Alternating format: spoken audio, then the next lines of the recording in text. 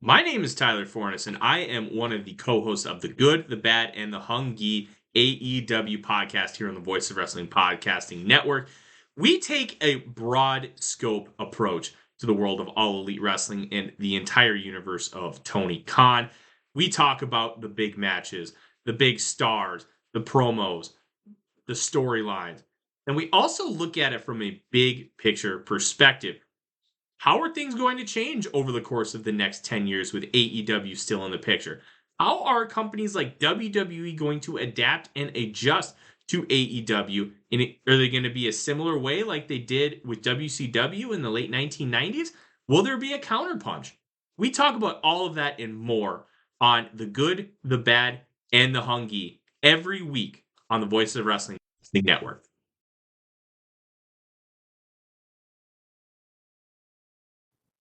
This podcast is a member of the Voices of Wrestling Podcasting Network. Visit voicesofwrestling.com to hear the rest of our great podcasts, as well as show reviews, columns, opinions, and updates across the world of wrestling.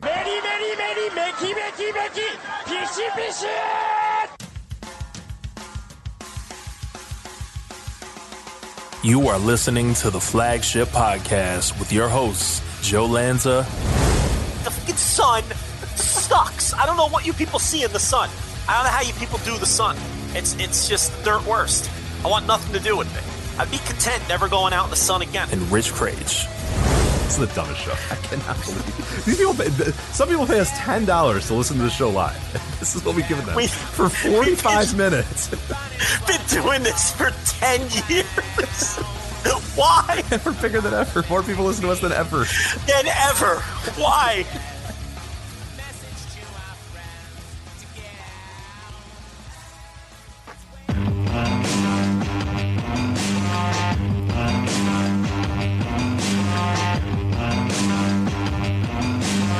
He is, without question, the most death-defying athlete in the history of professional wrestling. A homicidal, suicidal, genocidal, human machine of destruction with no fears and no peers. He is the most unique sports entertainer to ever grace the squared circle, not just here in ECW, but anywhere on the face of planet Earth. He truly epitomizes the word extreme, and his name is Sabu. All right, welcome live to the Flagship Podcast. I am Rich. He is Joe. What you heard there at the top was one of the many incredible Sabu commercials from ECW television. There was one that I was trying to find that I was just not able to find.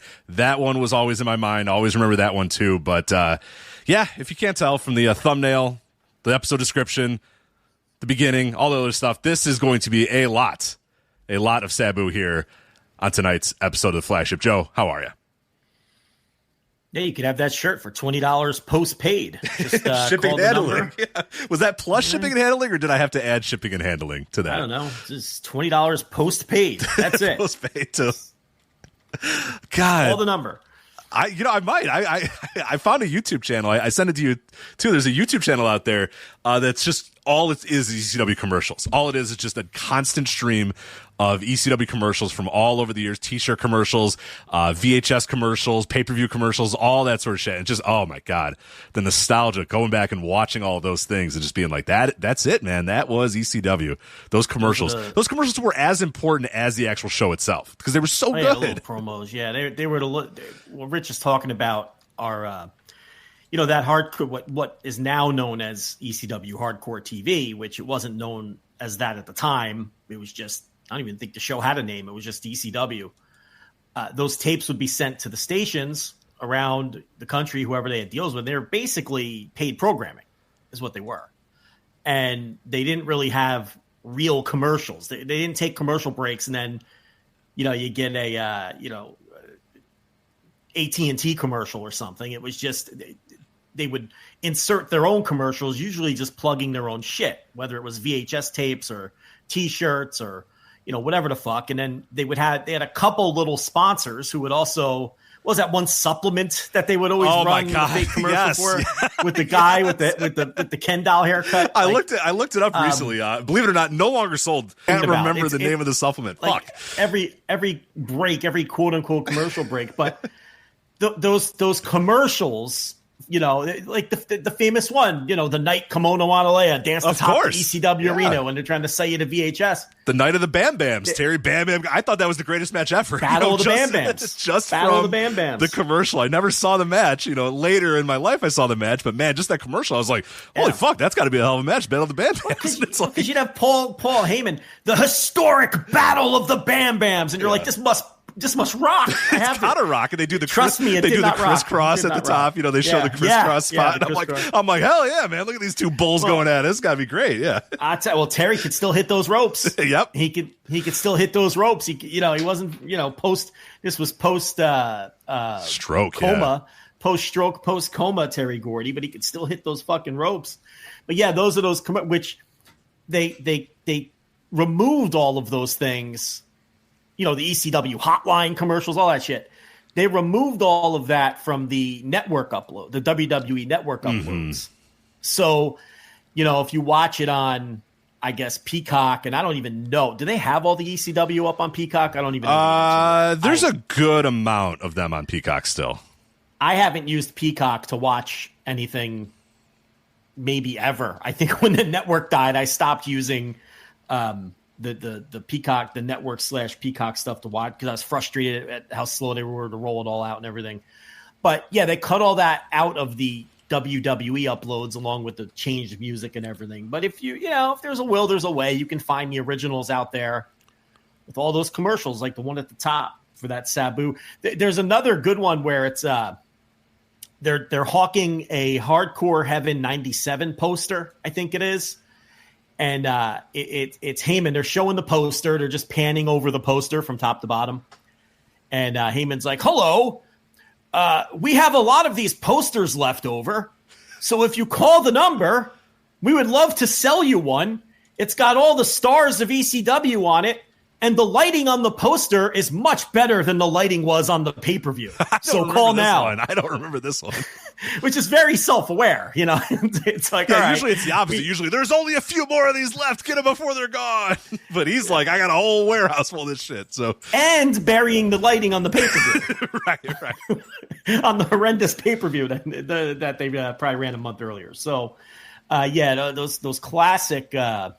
Commercials. Yeah, it's Dean Malenko. Really the Eddie Guerrero Dean Malenko one that I remember. Michael Guerrero classic. It just ingrained in my brain. The best part about this too is I'm watching a lot of this in like 1997, 1998, and they're advertising stuff from like 1995 still. Every commercial break is like the night the line was crossed, and I'm like, that was so long ago.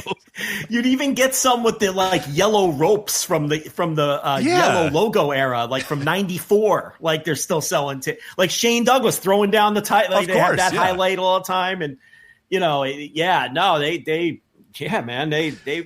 were hawking those videos right to the end. Right to the fucking bitter end on those little bumper commercials. I guess. So real quick before I interrupt, we have had a couple people in the chat room let us know that YouTube seems to be going in and out for them.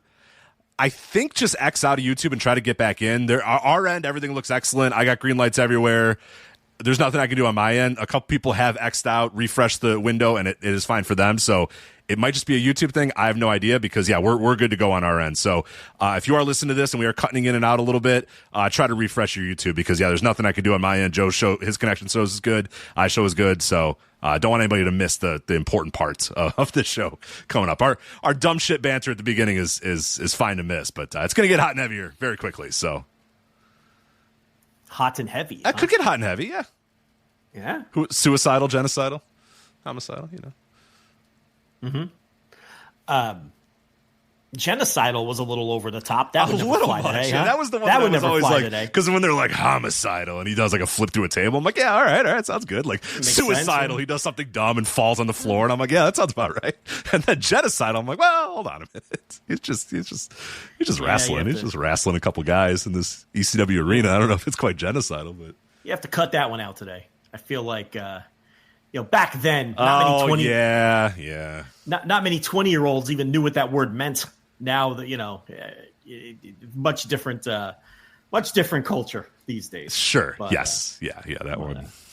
Yeah, that one's not as easy to throw around. Death Defying, though, you're good with Death Defying for sure. That one's good. And in this particular commercial, did the other part that I really loved when they did Sabu, the man who has no fears and no peers. That's the best. By the way, I have the hotline number here. I can't find my phone. I was going to call it and see where it goes, but you got your phone with you? I have my phone with me? Yeah. What do you mean? I always have my phone with me. All right, cool. You ready to dial? Let's get this ECW t-shirt. I want this fucking Sabu t-shirt.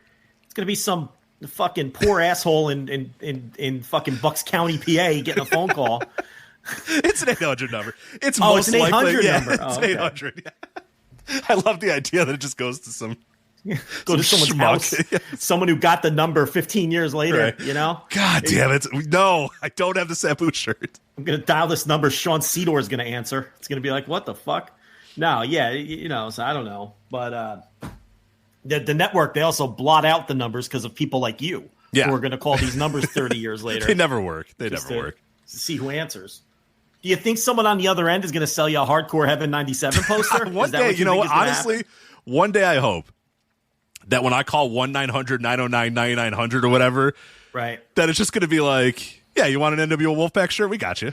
We got a couple in the warehouse. I'm like, hell yeah, thank you. Or you're going to get, or maybe they've still got scoops. Maybe they're going to tell you that that Vincent and Dutch are no longer with AEW, right? You never know. Yeah. You might get an actual scoop when you call the WCW. I always try. hotline. I always, just in case, because that one time I'm gonna call. Soloflex was one of the other things. ECW. It was a work. That was the workout machine. That was not the supplement. No, I was racking my brain trying to figure out the supplement, but I do know the workout machine was Soloflex. That's in the early. That's like the '93 era was the Soloflex workout machine. I know that because Shoot Job, little relation to the Soloflex. But the early ones that were on Sports Channel Philadelphia had real commercials. Those had like car dealers, and there was always a commercial. The jeweler, that one jeweler guy. Well, the one jeweler was Carver W. Reed. It was fucking Todd Gordon's fucking pawn shop. Good, nice. So of course he got his own commercials in there. That's great. I'm surprised you never realized that. Yeah, it's Carver W. Reed. Man. I don't know if I ever made that connection, but that makes perfect sense knowing Todd Gordon. Yeah, yeah, it's exactly what it was. Still there, by the way. Still kicking? Is Todd Gordon? Todd Gordon's not still there, is he? If you're having of course he is. If you're having trouble covering the Bills and you got to watch or something, go give Todd Gordon a visit. He'll make you a deal. His website's up and everything. That's great. Mm-hmm. Yeah, it's been there for like 100 years or some shit. I think his father owned it. Maybe his grandfather. Maybe, I can't remember. I think his father. But that was the jeweler, Rich. That was incredible. That was Todd Gordon. If the supplement comes to me, I will. I'll mention it right away. But if anyone could think of the name of that guy with the blonde hair, like a Ken doll, I see him right now. Yeah. Always the same fucking thing, like at every break too. So you'd see it 4 times per hour. This did you ever order supplement? No. Kidding me? You never thought, you know what? Hold on a minute. How do we even know that was real? Who knows? Probably very less real or more real than Ico Pro is tough to. Ico Pro was the WF Ico Pro. Yeah, that was definitely real. I don't know anybody who used it. My friend is on the quest to find like somewhere someone has an unopened bottle of Ico Pro. You know what I mean? Somewhere, probably somewhere. I would. It's gotta, you know what? Like, and I think the problem is he would probably try to take it. And I think that it'd be nice to just have, but yeah, he's also like, I wonder what that. Probably not good to take at this point. But probably not good to take then, to be honest. But. Anyone had the foresight to keep an unopened bottle of Ico Pro? I don't think it would be like I think it would be more some guy that ordered it and is like a hoarder and it's like sitting in his basement and then he passes away. He like falls off. He like falls under the weight of his old newspapers or whatever. And he passes away and then they're digging out his basement or whatever. So falls under the weight of his own newspapers. I had a girlfriend whose mother had piles of newspapers in her basement. Because she would get the paper every day, but then never have time to read it. But she couldn't get rid of it until she read it. So she would store them all in the basement like a psychopath. And then like sometimes on the weekend, she'd be catching up on them like they were back issues. And she's reading a newspaper from 6.5 months earlier. And we're like, what are you doing? Yeah, why? What is this? Just pick up today's. It'll catch you all up. No, I got to read them. I'm like, this is ridiculous. So I wouldn't be surprised at all if that woman. Well, do they still have like Psycho Wards and Looney Bins? They don't even have those anymore. Right? I think they do. They call them different names. I don't think they call them Psycho Wards or quote unquote Looney Bins. Whatever. I think they have a different name for them. But yeah, I know what you're saying. Yeah. No, they don't. I thought they didn't have those anymore. Like every town had like an abandoned like asylum or something. Right? Like, did your town have an abandoned asylum? We did. But I think the now teenagers, they're like, you'd go in there and the teenagers would go in there and smoke pot and finger blast their girlfriends and stuff. And you'd go in there. You'd always go at night, so it was extra scary, right? And you'd find a file cabinet and see if there were any old files from the patients or whatever. Every town had one of those. I don't think where are they? They don't have those anymore. A lot of them are gone, or they're just a little more cleaned up now. They're in like discreet, a little more discreet. They're not like, because they would have, there's one that just closed not that long ago near me. And I forget what they called it, but it was literally just like, and I think it was just called an asylum. And it was just like, oh, grandma's gone crazy. Like drag her to the asylum or whatever. And then you would just, roll up, open the door, they'd take grandma, and you're like, all right. Well, have a couple guys all in white. Right. Now we have to wonder about her for Thanksgiving. She's really annoying around Thanksgiving. We don't know what she's going to do, but now we just, I think those mostly are gone. I think it's a little bit more buttoned up, the approach to mental health now, as opposed to send grandma to the loony bin. So Street jacket with the Hannibal Lecter mask. Yeah. Like Sabu. There's your transition. Like See, I gave it to you. There it is. Like Sabu, yes. Classic ECW Sabu getting led to the ring in his gurney with the Hannibal Lecter mask and the straps, and then unleashed onto the world. But 911 rolling him down to the ring. He didn't like that at first. He didn't like the gurney gimmick with the straight jacket and the Lecter gimmick, mask. though.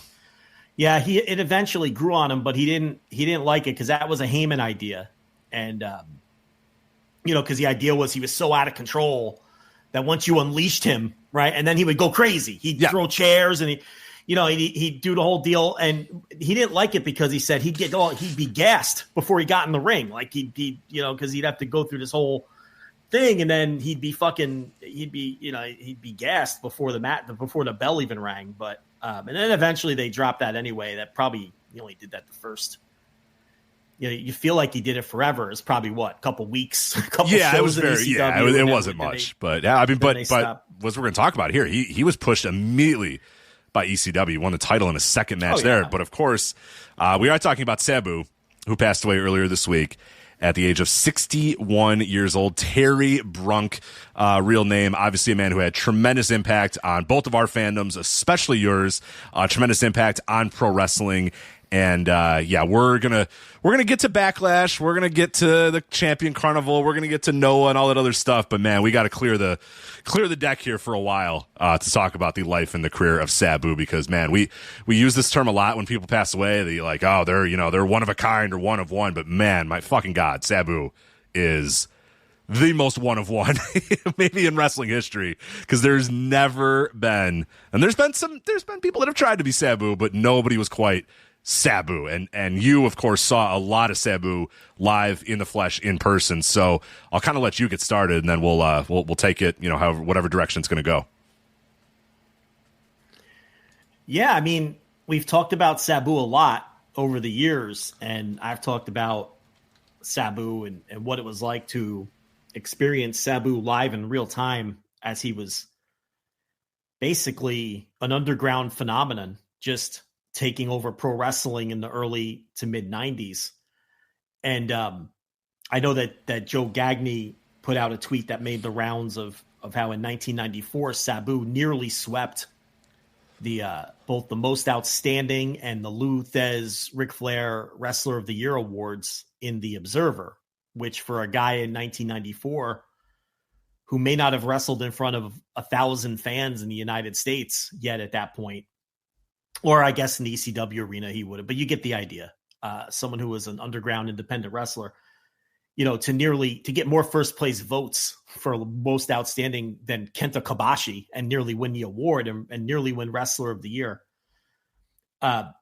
really just hammers home how much of a phenomenon he was for tape traders and newsletter reading fans and the smarks of the day.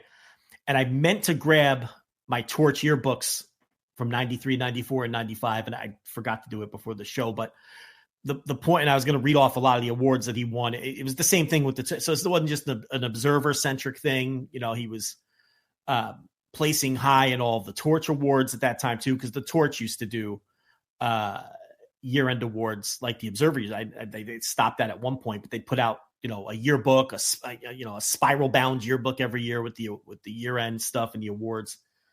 And Sabu he just broke through between, I would say, about 91 and 94, where it was almost like a snowball just gathering, you know, rolling downhill that turned into an avalanche with all the hype. And you would just hear about this guy. It was almost mythical. And then you would see him and it would absolutely live up to the hype.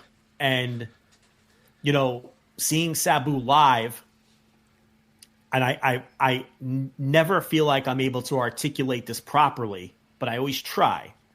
But seeing Sabu live at that time was just unlike any other pro wrestler I've ever seen live before. I've seen pro wrestlers live that just came across and hit me like I was seeing something special, like I was seeing an all-timer or a Hall of Famer. And a great example of that would be the first time I saw Hiroshi Tanahashi. I don't know what I was expecting when Tanahashi came through the curtain, but when he came through that curtain, it just took me aback. I was like, whoa, I get it even more now. You know what I mean? Like it just hit me, you know, and there's some other guys that have hit me like that. And there's some other guys where when I saw them live, there was like this element of danger in the room. Like they're unpredictable. What are they going to do? And I would say that like peak Necro Butcher hit me that way. New Jack. Of course, New Jack. I mean, New Jack. I can't imagine. Yeah, I never saw a live New Jack match, but I cannot even. I mean, watching on TV, I was nervous. Yeah, just watching his matches. He just had that chaotic, unpredictable energy, and you know, Necro Butcher had that at his peak, and there's a couple of others. But the Briscoes are ones that we always mention. That's one that I saw live, where the energy in the room just got different. Those guys went through the curtain, and it was like a palpable nervousness from everybody in the crowd of like, what are these motherfuckers going to do? Yeah. Briscoes for sure. But then there's Sabu, it was its own unique thing when you would see Sabu live, especially during that rise and at his peak and in the ECW arena where he'd come through the curtain and it was just different. It was Sabu. It was this. It's hard for younger people to understand. You watch Sabu matches now and you might think they're great. You might think they're chaotic and you might think he's this madman, but try your best to picture a world where we had never seen any of that before, where we had never seen people go through tables. Going through tables is the most overdone trope in wrestling now. Someone goes through a table on practically every wrestling show you watch anywhere in the world today. And it's like, at that time, he was the only one doing it. I mean, it didn't take long for people to copy him, and even a lot of the other things that he innovated, just, you know, the triple jumps using the chair and the springboard moves and the leg drop over the top rope and, you know, all of that stuff. It was just, he was such an innovator, but he brought this chaotic energy to it, to where there was nothing smooth or pristine about what he was doing. There was no attempt to be smooth or pristine or perfect. You know, there have been better athletes that have come down the pike that can do all of the things he could do and do all sorts of other things and do them better and smoother, whether it's Will Ospreay or Ricochet, Christopher Daniels a few years later, whoever you want to name, right? But none of them had the chaotic energy and the chaotic feel that Sabu had. Because Sabu not only was not attempting to be smooth or clean with the things he did, I'm not sure he could have been. I don't know where the work and where the work ended and the reality began. I don't know if he was rough around the edges and chaotic on purpose because it suited the gimmick. He wasn't the greatest athlete, but he was a good enough athlete to do some of the things he did. But it was just and that ruggedness and that rough around the edges that he brought to it. And that feeling that you never knew when he was going to fuck something up and hurt himself or hurt his opponent, it just gave the room a different kind of thick air. And when he would set up that chair in the ECW arena and hit that rope, all 1,500 of us, and you know we were psychopaths. You've seen those crowds. Chanting, you fucked up at everybody and no respect for anybody or anything. We were all terrified. We would hold our collective breath because we didn't know if this was the time that this fucking maniac was going to break his neck right in front of us. And he actually did break his neck once in front of us. That did happen once. Okay. Yeah. And ironically, it wasn't even his fault that time. When Chris Benoit dropped him on his fucking head. Yeah, that was one guy thought he was getting a flapjack and the other guy thought he was getting a back body drop, and then boom, neck in the ground. Now I wasn't at that match. I don't want to perpetrate like I was at that one. I wasn't there that night. I don't think I had gone to a show yet at that point. That was in 94. I didn't start going until 95. But we just never knew, is this going to be the time? Because he would botch constantly. And not in a way where we would all groan and it would take us out of the match. The botching was part of the package. Absolutely. And that's another thing that's hard to get across. Like, you weren't annoyed or upset or bummed out or taken out of it when he would botch. And there was always, again, this question. Was he botching on purpose? And I know that he wasn't every time. There were times he just fucked shit up. But I'm convinced there were times he was botching on purpose. Of course. Because that was his whole act was not to be smooth. It made it feel more clean. Real. It made it feel more like this guy was, because he would enter the ring, and the great thing about a Sabu match, and you pointed this out in one of your watch-alongs, and in watching a lot of Sabu this week, it all follows this exact same template. The bell rings and he goes for the legs. He always went for those legs.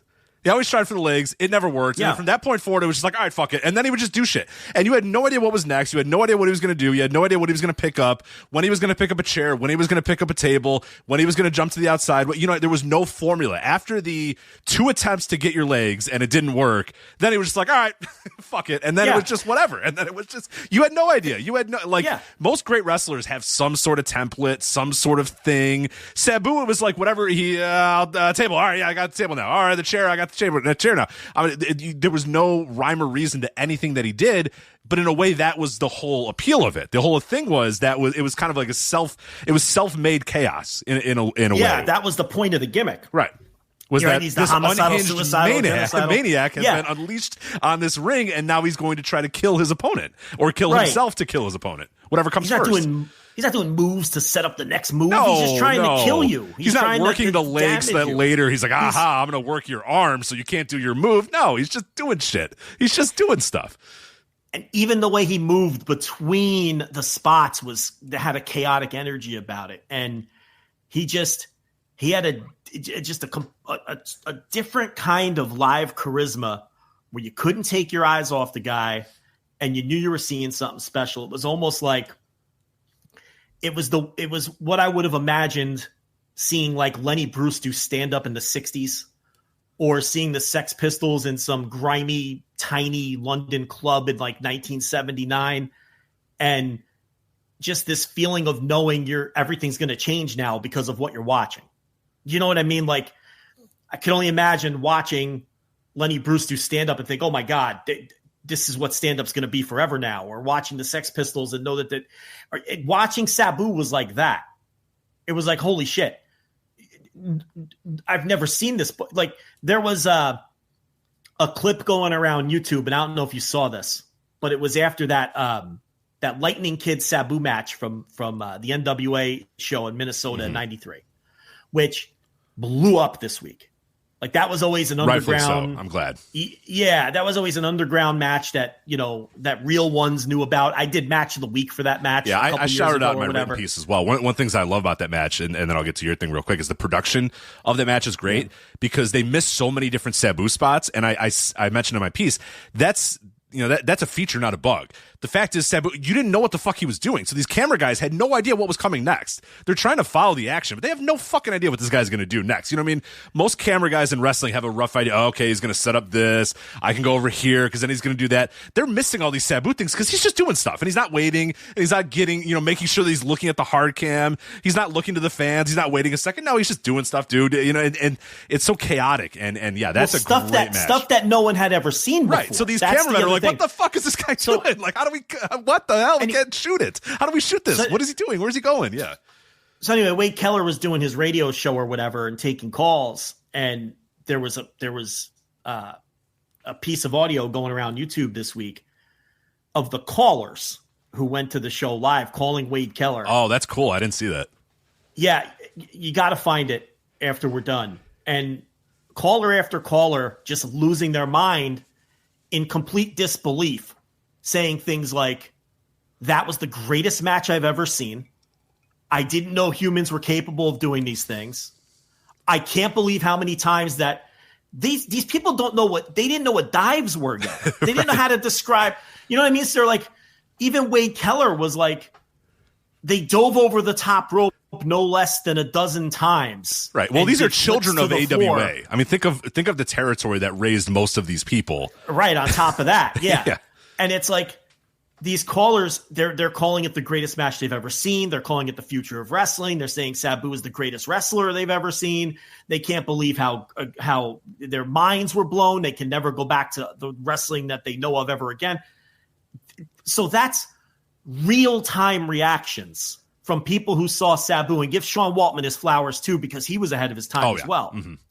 Because those Lightning Kid Jerry Lynn matches on those bar shows in Minnesota were tape trader classics. And you want to talk about bad lighting at Hardcore Heaven 97, try watching those Lightning Kid Jerry Lynn matches from the bars in Minnesota, where it's just pitch black, but you get those tapes. And then, of course, Lightning Kid took his act to Dallas with Global, and the rest is history. Okay, so let's not leave him out of this, because he was another one of these guys in that same era who changed everything. But those are, if you find that audio, you or any of the listeners who haven't heard it, that's real-time wrestling fans. By the way, hardcore enough to where they subscribe to a newsletter. Okay, these are torch readers. So it's not like these are 12-year-old kids watching Superstars of Wrestling on the weekend. These are people who have seen some shit.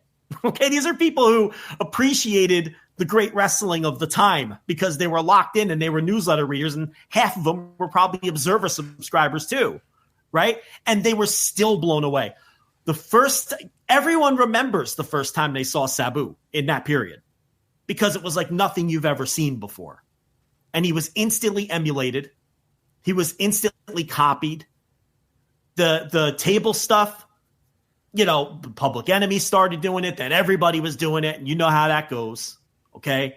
And like we've talked about a million times, was he the first person to do a table spot? No, he was not. We all know that Randy Savage did it in Memphis with Ricky Morton.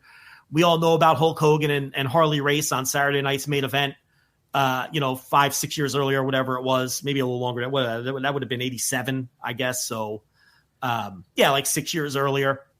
But when people are doing table spots Terry now, Funk and Ric Flair, doing the pile driver Funk or whatever, and Flair, 89, yeah. Right. But when people do table spots now, and when they were doing table spots in the late 90s, they weren't copying those table spots. They were copying Sabu. Sabu didn't invent the table spot, but the table spot that we all know today, that traces back to Sabu. Not any of those earlier table spots. It never caught on before Sabu. And it's not, and the thing about it is, it's not just the table spots that he popularized and innovated. It was all of his offense that was instantly attempted and copied by everybody else in the era, because he changed wrestling from 1991 to 1994. Sabu changed wrestling. And that's indisputable. And he's someone who when you say that they changed wrestling, it's not just words. He really did change the course of wrestling. And, potentially set the stage for the style of wrestling the next decade and then forever. And he was emulated directly by Hayabusa. Hayabusa, when he was alive, would have told you that himself. He saw and wrestled Sabu in FMW and before he was Hayabusa, and patterned his new character after Sabu. We all know, obviously, the look. That's obvious, right? But also in the way that he worked. I mean, he had a little more martial arts flair to it and a little more striking, but he was doing Sabu, and he'll tell you he was doing Sabu. And Hayabusa is one of the most emulated and influential wrestlers ever. And he got his whole act from Sabu. Yeah. You know? And it's like, and I'm not putting down Hayabusa at all. But Sabu was patient zero for that. In the same way that, you know, superstar Billy Graham, you know, that Austin Idol and Hulk Hogan and all these other guys were born out of superstar Billy Graham. And then maybe people copied Hulk Hogan, but Hogan was copying Graham. That's the same thing. That's Sabu. It all starts with Sabu. And, you know, all these springboard moves you see today and people going through tables and using chairs as props and weapons in that manner, not just your standard chair shots, but doing creative things with chairs and the triple jump moonsaults. And, you know, that was all Sabu. And we've had this conversation before, and I never, ever feel like I articulated as strongly as I want to.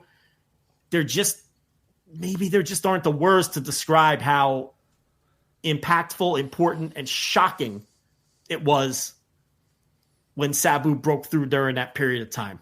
So that's what I remember about Sabu. And, you know, he had that full page ad in the Aftermags with the Sabu videotapes. Mm-hmm. Do you remember those, Rich? Of course, yeah. That's honestly my first time that I ever saw Sabu was that, because ECW, I didn't come to ECW as easily as, you know, obviously you did in the region that you were. It was a lot tougher for me to find it. I had no idea pre-internet. How the fuck was I going to find this thing? I found it by accident. One time I was fucking around, my parents in there, and I've told the story on the podcast before, but I'll tell it again here for newer listeners. My parents, for whatever reason, we had like a room, an extra room up in our attic, and they had some old ass TV, some like 1985, you know, UHF TV up in that attic that just was there. I don't know why they still had it. They just had it up there just for whatever reason. And I remember one time going up there and fucking around, and just it was some Saturday night, and I went up there and I'm just fucking around and I'm flipping channels and all of a sudden, boom, here's ECW. And I'm like, whoa. Now I knew ECW, and the reason I knew ECW was because of the Aftermags. And one of the things that, and I think Sabu has said that he learned this from, obviously the Sheik, his uncle, the guy who trained him, was doing things that could get you in those magazines. That it was very important at a certain time, especially pre-internet and you know, a national scene in wrestling, is that if your face was on these magazines and people knew who you were, even if you weren't in their territory, even if they knew, oh, that's that Sheik guy from Detroit or whatever, and I live in Georgia or whatever. The fact is, from those magazines, you would know these guys. So if they did come to your territory, they would have extra value when they came to your territory, because you would know who the fuck these guys were. And that was hard. There's a lot of wrestlers, a lot of territories, and a lot of people, but Sheik always made sure he was in those fucking magazines. And the way he would do it was making gnarly faces, bleeding all over the place, you know, having these images that were so, you know, they capture your attention so easily that they'd put you in these magazines because they're like, oh, that's a great picture. Oh yeah, here it is.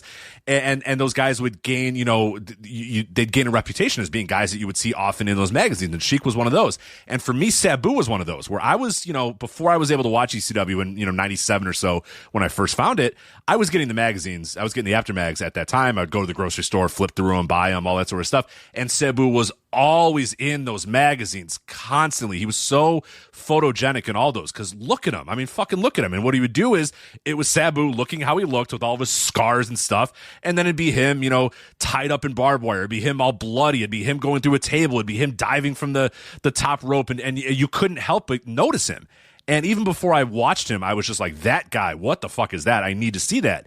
And the only way I could see it is getting ECW television. And I was like, there's no way I'm not going to be able to get it. And then I found it. That one, I thought I had unlocked something secret. I thought, oh my God, I found this channel. Like, I'm not supposed to get this. How do I get, like, I didn't want to turn the TV off because I thought if I turned it off, it would never get the signal back again. I'm like, how do I get this? What's happening? And I never knew exactly what time it would be on. And sometimes it wasn't on at the time I thought it was going to be on. But that was always so you mentioned those Aftermags. That's how I knew about Sabu. That is how I really got the idea of Sabu is he was so photogenic and he was so smart to realize the value in being photogenic like that, because it gets you on those aftermaths, it gets you seen, it gets you featured, and then you're a bigger star, you're an enigma before people have even seen you, and then when they see you, you're fucking Sabu, and it's just another level. Yeah. Do you remember though the full page ad in the aftermaths for the Sabu VHS tapes? So it was these VHS tapes because he was an indie superstar. He got booked in every indie in the country. And, he would do his table breaking routine, come see the guy who breaks the table. So he had these VHS tapes that he would sell through the aftermags with these full page ads. And here's something I didn't know. Do you know who produced those VHS tapes for Sabu? No idea. Chris Zavisa, who used to write for The Torch and cover Japan for The Torch, and John Muse. Look at that. That's who produced those videotapes. I had no clue. And when Sabu first had those guys produce that and edit them and put them together for him, you'd order them through the mail, and the first 1,000 Sabu tapes also came with an authentic piece of broken table. Of course. That's so good. That was labeled, numbered, and signed by Sabu. And someone on Twitter posted a picture of they still had that piece of broken table that came with their Sabu VHS tape, which was edited and produced by Chris Zavisa and John Muse in 1993, I guess it would have been, somewhere around that time. Because this would have been before ECW, or right around when he started with ECW, probably 92, 93, when he was really breaking out. And I had no idea until yesterday that John Muse was part of that. And Chris Zavisa, who John Muse was friends with, who I talked about him on one of my watch-alongs, he just dropped off the planet. Like, he's one of those guys. He was covering wrestling for The Torch all those years, and he just lost interest in wrestling and disappeared. And I Googled him, and it looks like he writes comic books or fantasy novels or something now. I think he's still alive, and he just doesn't have any interest in wrestling. Right, just doesn't care about wrestling.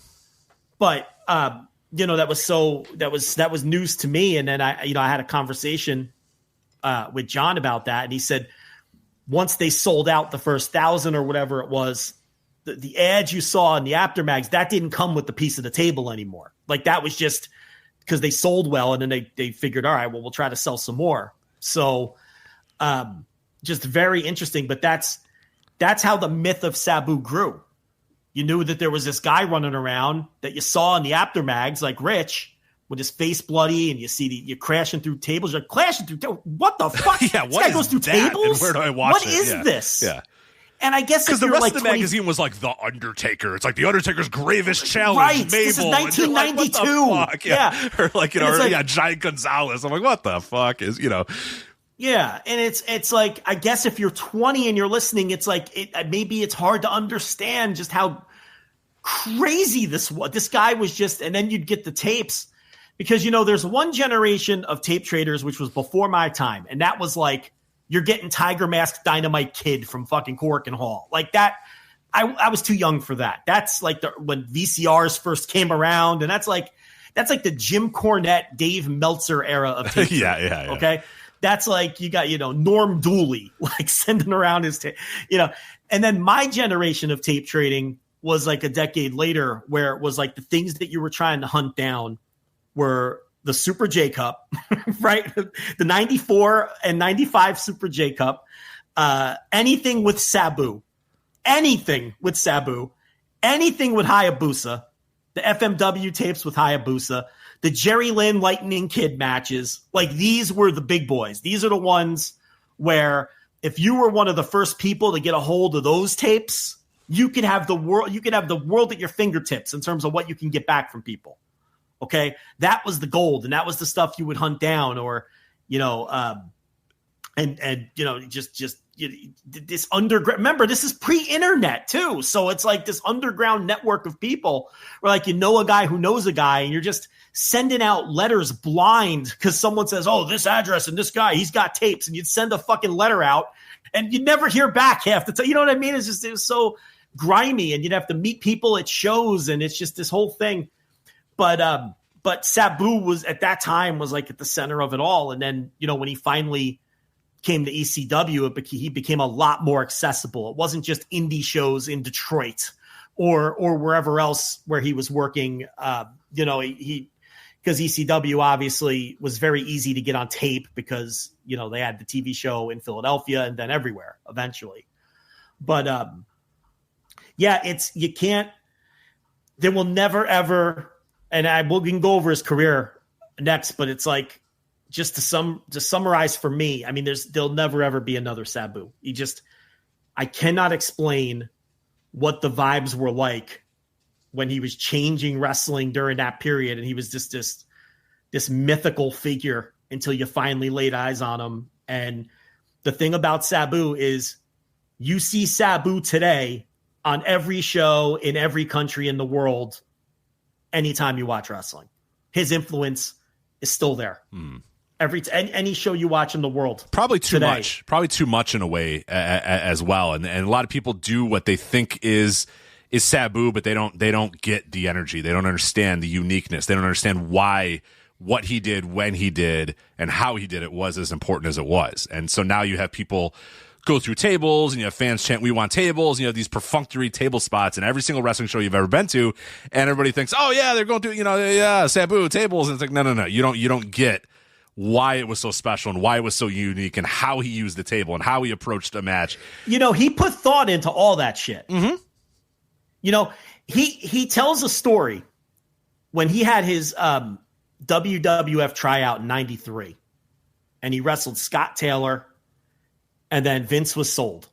Vince decided he wanted to hire him right then and there. That's been uploaded, by the way. That used to be kind of hard to find, but I think it is on their YouTube channel. They put it up when he died. Yeah. And I don't know if that's the first. Okay, so he wrestled Scott Taylor, and then Vince decided he wanted to hire him. They told him, come back the next day because Vince wants you to wrestle Owen Hart, but that's just a match Vince wants to see. Right? So it's like, we all think of Vince as this guy who doesn't appreciate wrestling. Vince saw this guy wrestle Scott Taylor, and then he said, I want to see him against Owen Hart. Right. I have a dream match. My dream match is versus Owen. Exactly. Yeah. He's like, I want to see this. The tryout's over. I'm sold, but I would love to see this guy wrestle Owen Hart. So they brought him back the next night, and then I think he wrestled Scott Taylor a second time after he wrestled Owen Hart. And he said the only reason, and I'm kind of skipping ahead, I was going to do this when we went through his career, but we'll do it now because I have a point to make about what you just said about the tables. The only reason he took those tryout bookings is because they paid $300 a night. He knew he wasn't going to take the job because he was happy with the FMW gig, which was full-time. And he promised Paul Heyman that he would ride it out with ECW because this was either right when he started or right before he worked the Bloodfest show. The Bloodfest show was October of '93. So what's the date of the Scott Taylor match? We could that is. Let me get it for you real quick. And this is also doldrums of WWF at this time too. Oh, yeah. It's not a very healthy organization at this time. So it's not unreasonable to say, I'm going to keep my my side bookings and ECW and all these other things. I mean, he kind of October 18th, 1993 is the Scotty 2 Hotty match. Okay, so he had worked Bloodfest. Scott Taylor, I don't know why I call him Scotty 2 Hotty. Same guy, you know who I'm talking about. But he worked Bloodfest 2.5 weeks earlier and debuted with ECW and committed. Heyman, obviously, like you said, pushed him immediately, belted him up at the next show. He was going to build around him because it was fucking Sabu. He got Sabu. Okay? So he committed to Heyman, plus he had the gig with FMW. He was happy with the money he was making in Japan. So he went to that tryout with no intention of taking the job. He works the 3 matches, and Vince offers him the job, and he turns him down, and Vince asks him why, and he told him it was because he was happy with Japan, and he promised Paul Heyman he would do this ECW thing. And he said, Vince said to him, "You're turning down me for a promotion that you're not even sure is going to exist?" And he said, "Yeah, I made the guy a promise." Yeah. and I'm working in Japan.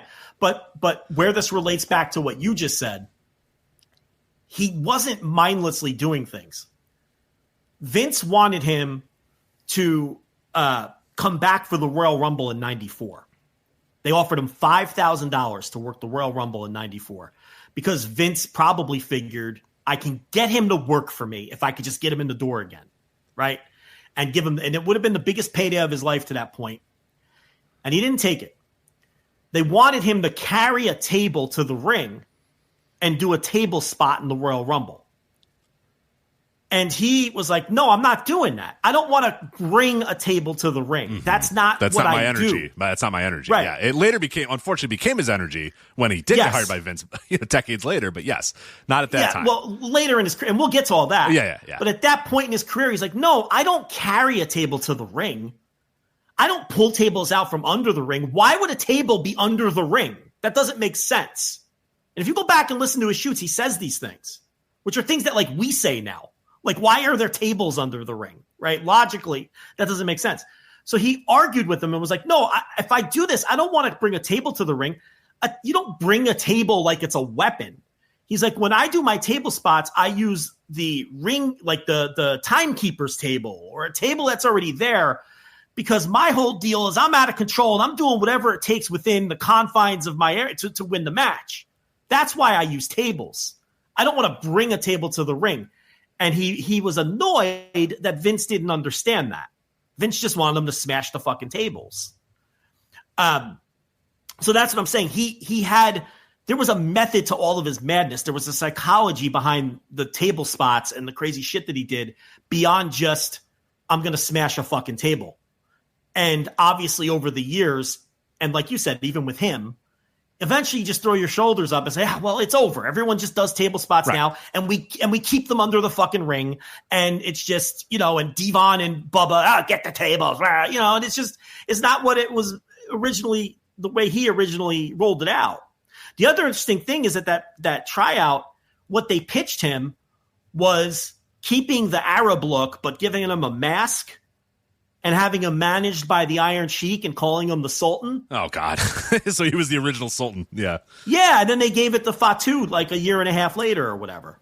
Or 2 years later. No, 3 years. 97, actually. He became a Sultan in 97. Long time ago. 4 years later, Vince held on to that idea, and he did it with Fatu. But what he describes is like the same fucking thing. They wanted him to work the same way, but they wanted to change his name and change the gimmick and all that. And he didn't want to do that. Yeah, he knew. He knew that sucked. And at that time, you also have to understand his mindset that he was making big money in Japan, and he was probably excited about this thing they had going on in Philly because everybody was getting excited about that. And he was like the biggest he was the biggest independent name in the world. And he was making tons of money. He could name his own price. He could name his own price at the Indies because everybody wanted him. And that's a lot of value to that versus, and I think he's smart to realize that if he had signed there in 1993 or whatever, he stands to diminish his value as coming out and being guy with table or Arabian guy with the mask or whatever. Like that ends that would, a short term, whatever the short term money would have been from that could have potentially been long term damage to his character, his aura, and all that other stuff. So I think he made very much the right idea by not doing that. Yeah. So let's circle back and do the what we do with the let's do the whole career. So he starts in the mid 80s with his uncle, obviously, and his uncle trained him from the ground up and trained him to actually learn how to wrestle. And I know you mentioned before, and I talked about it on the watch-alongs. You watch a Sabu match, and he almost always starts with that where he shoots for the guy's legs, and he dives at the guy's legs to try to take him down. I thought about this earlier. I was like, what if Sabu would be like not chaotic? If he just could get that takedown? There's matches where he does. And it just wrestles normal. I mean, it's just he has matches where they grapple for a few minutes. Yeah. And that's kind of the point I was getting at. Like, he knew how to wrestle. It's just funny to think that, like, in those matches, if he just got that takedown, we would not have to do all the chairs and all the tables and all the barbed wire. It's just, I want to wrestle. But you know what? I just can't get this fucking takedown. So screw it. Fuck you. Now you're going to get an Arabian face buster with a chair in your face. So yeah. So, he kicks around the indies, wrestling under different names. Terry SR. He says he claims he made his debut in 85 as Terry SR and doesn't know what the SR stands for. Some people think it stood for the Sheik's Revenge, and I've seen some other theories too. But I watched some stuff with him this week, and he himself doesn't know what the SR stands for. Either that or he forgot. But that's just the name that his uncle gave him. So it wasn't until 91 when FMW wanted to bring the Sheik in, and the Sheik knew at that point. How old was the Sheik? He had to be in his 60s. Oh God, yeah, 65. I looked this up earlier. I think around 65 or so. I mean, he was what you would probably consider elderly by that point. So let me see. He was born in what'd you say, 1991? Yeah, no. So he was he was 65. Yeah, very much elderly at that point. So he wasn't going to be taking bumps or anything. He didn't take bumps when he was 30. I was going to say, when did he start? Yeah. So, he figured his nephew was ready. This was his nephew from his sister, which is why Sabu's last name is Brunk. This was the Sheik's sister's son, Sabu. And he had a bunch of nephews and stuff, and they were all running the streets in Lansing, Michigan, causing trouble. And there's newspaper articles that have emerged of Sabu getting in street fights, she got shot in the face when he was 18 or 19. So he basically begged his uncle to get into the business, and his uncle figured, well, maybe this will straighten him out so he's not dead or in jail, which was probably going to be his fate. So he kicked around for a few years until the Sheik got booked for FMW and decided, well, I better bring him to take my bumps. And, because I can't bump. I can't really do much anymore. And that's when he gave him the gimmick because, he worked when Sabu and Rob Van Dam went down to Memphis in 91 because they trained together and came through at the same time, which everybody I think knows at this point. He was still working as Terry SR and all these gimmicks. And in Memphis, they dubbed him Sabu. I guess he had just started working as Sabu, the Elephant Boy. And that was a little too silly for Memphis, Rich. So they changed it to Samu, which is weird because there were so many Samus in wrestling. Yeah, it's very weird that they chose Samu of all names. And that by 1991, I mean, think of how many other famous. Yeah, it's very weird that they went with that one. But yeah, because he had just begun working as Sabu. First Sabu, the Elephant Boy, and then he dropped the Elephant Boy part. And they switched it to Samu. And, of course, Rob Van Dam, I think he was Rob Zakowski at that point. And I did a match in a week of those two in Memphis in 91. Yeah, so there's a match there. Sabu versus RVD in Memphis in 1991. It's very weird to see all those people in that place at that time. So he gets booked on the FMW tour with his uncle, and then the rest is history because the gimmick is a big hit, and he gets over big. And the Sabu phenomenon begins as those FMW tapes start to make their way around some of the grimier tape traders and things like that.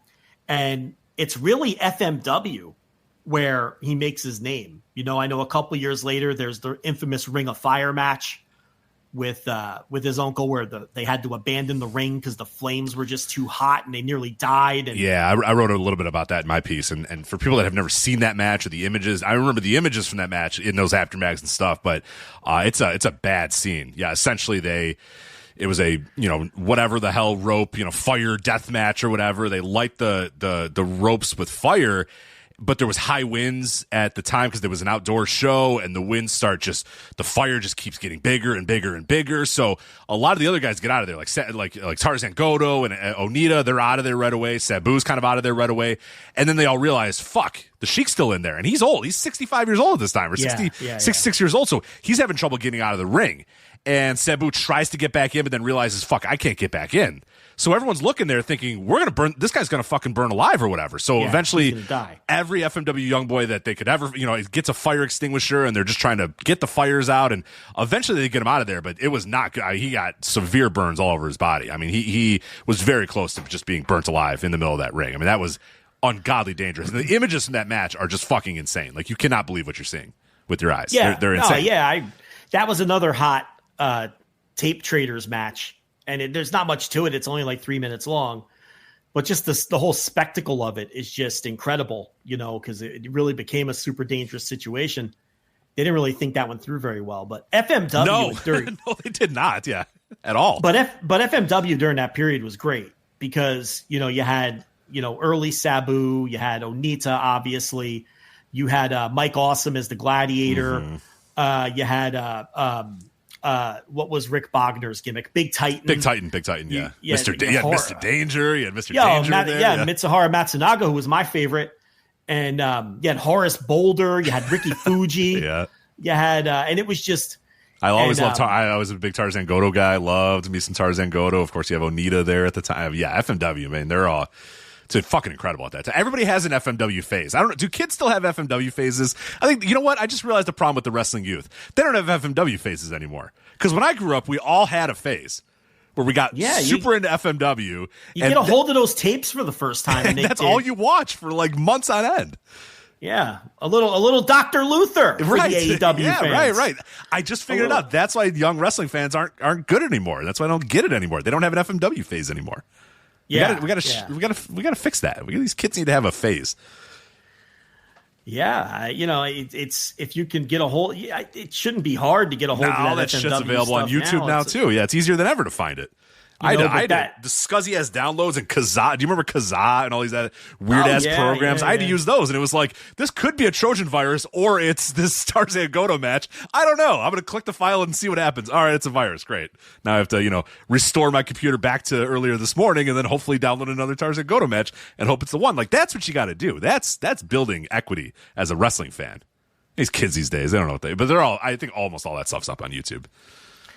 And Sabu wrestled Hayabusa as a young boy a million times when he was Eiji Izaki. I mean, he wrestled, and then he in '94 Hayabusa's first match in FMW, not his first match as Hayabusa. That was at the Super J Cup against Liger, and then he took the gimmick to Mexico, and then once he refined it to his liking, then he debuted the gimmick in FMW, and he debuted it against Sabu, and Sabu wasn't happy that this guy was emulating him and basically ripping off his act. He was not thrilled because remember, Sabu was only a year or two in himself under this persona, and he's like, what the fuck? I already have somebody aping me, but eventually he got over that. And he did put him over.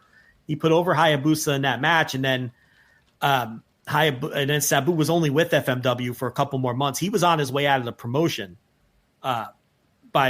Before that Hayabusa match, and then Hayabusa obviously got the big push, and I think it was Tarzan Goto who quit the promotion, who was supposed to be in Onita's retirement match, and then Hayabusa got the spot, and the rest is history. Onita won the match, but Hayabusa, of course, Onita won the match.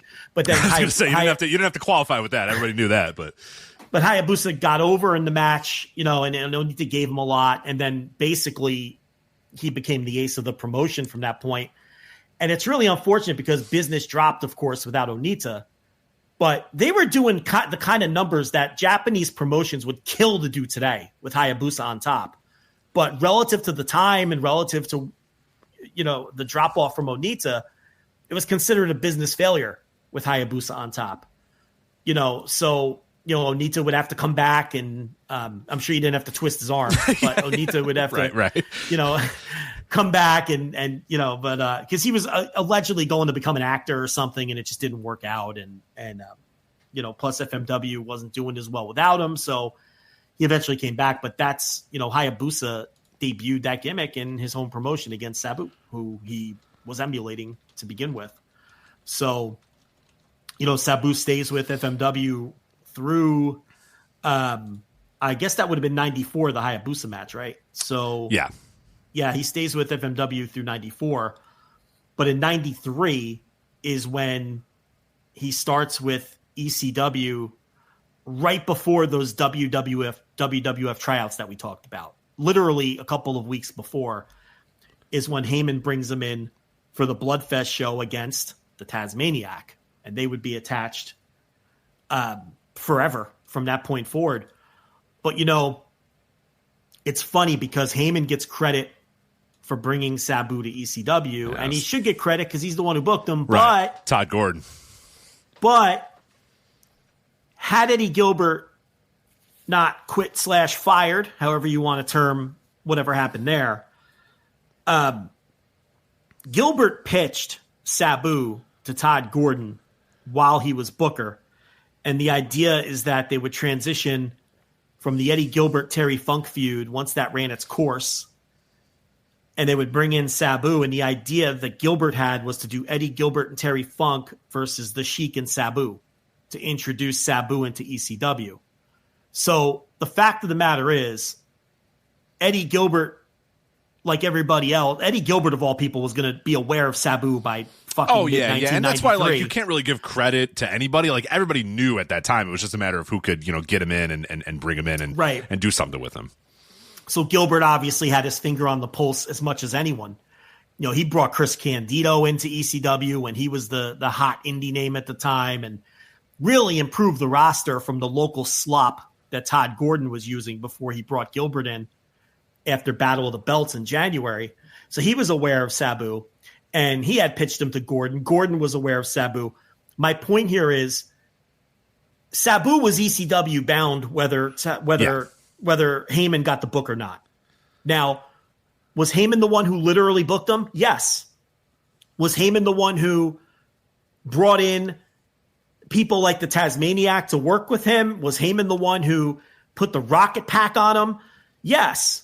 So I'm not saying you don't credit Paul Heyman, but I think where history goes awry sometimes is Sabu was heading to ECW either way. If Eddie Gilbert can keep his problems under control, not have the split with Todd Gordon, and if history changes and he retains power in ECW, he would have brought him in too. Probably would have booked him a little different. Obviously, he wanted to bring in the Sheik too. And because Funk was aware of Sabu. Funk had wrestled Sabu by that point. Oh, yeah. They had wrestled FMW several times before that. And on the indies. Yeah. I mean, the big indies, the indies were that really was a good cool time. Yeah, during that was a good period. time. Yeah, that was a good time for the indies. The indies would have a nadir like from, once ECW emerged and really started grabbing a lot of those top guys, your bad time for the American indies is like, 94 to 90, 95 more probably. 95 to like 2000, Ring of 2000, Honor. yeah, till really Ring of Honor, ECWA, or some of those. Like that's really the nadir. But yeah, by the early '90s was pretty good because the WWF and WCW were only getting one time. It's similar to what helped the most recent indie boom, where we talked about and I always get Q&As every time I do a Q&A on the Patreon. Everyone says like, what can we do to get the indie boom back? What can we do to the indie boom back? And I'm like, it's never going to come back. The reason the indie boom, or it might come back at some point, but it's not going to be anytime soon.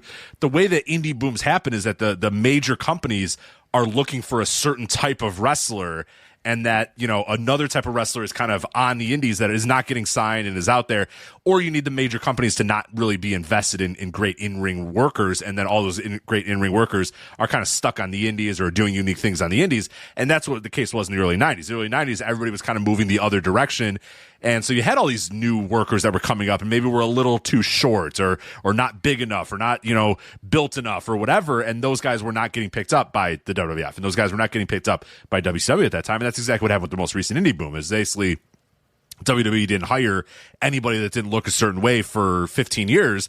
And essentially we just had a whole stock of guys that came up and didn't look a certain way, but were great wrestlers. And there we are. But then eventually AEW gets kicking.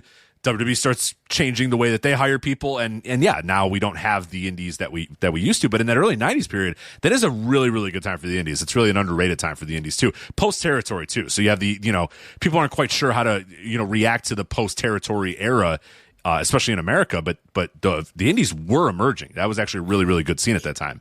It was you had the Eddie Gilbert Terry Funk matches that they took all over the place, including ECW, obviously. So you had Eddie Gilbert, you had Terry Funk, you had Chris Candido, who was the hot name in New Jersey and on the East Coast until, Cornette got a hold of him. And first Gilbert booked him in ECW, and then he was working both places, but then Cornette brought him in full time. Lightning Kid, Road Warrior Hawk, Jerry Lynn, so that was kind of the indie scene at that time. I know I'm forgetting some people too. It was a really good indie scene from about 91 to 94, 95. And then ECW started booking a lot of those guys full time and bringing them in. But that's Tri-State, which was the forerunner to ECW. They were booking all those people too. Mm-hmm. Your Abdul the Butcher and Kevin Sullivan. There were some big stars kicking around too, like a Jimmy Snuka, of course, who obviously would come into ECW. Like he would be on all these shows, trying, quote unquote big houses or whatever. Not in terms of like good workers, but you would have these guys who were kind of lost in the mix. These territory guys that were kind of lost in the mix of WWF and WCW and weren't hired by those guys that were out there doing stuff. Your Greg Valentines, your Bushwhackers, Wahoo McDaniel, those kind of guys that were all out there doing stuff. It was just, it combined with, like you said, those really good workers all across. So it was an interesting scene at the time for sure. Yeah. I'm trying to find what was the date of because I'll give you a perfect example. The Lightning Kid Sabu match was 94, right? 93, I think. 93. Yeah. 93. What was the month on that? That would have been April 17th, 1993. All right, let me NWA Grand Slam. That's a hell of a show. You look at you just want to look at the card of this? I got it for you. This was the point. Yeah. So it was Tasmaniac versus Brad Rangans. Whatever. Chris Candido versus Jerry Lynn. There you go, right there. Horace the Psychopath, the aforementioned Horace, versus Billy Blaze. Sabu versus Lightning Kid. Charlie Norris, Masa Saito versus Nails and the Hater. Who's the Hater? I don't remember the Hater. Horace the Psychopath isn't Horace. Oh, is that not? Okay, shit. I thought Horace. That's a different guy. Oh, it's a different guy. And Road Warrior Hawk versus Terry Funk in the main event. Yeah. So, so a lot of people we named: Jerry Lynn, Lightning Kid, Chris Candido, Terry Funk. Eddie Gilbert wasn't on that show, but I think he was on the Grand Slam 2 when they ran the second show in Minneapolis. So that was and Sabu, of course, was all over those indie shows during that period.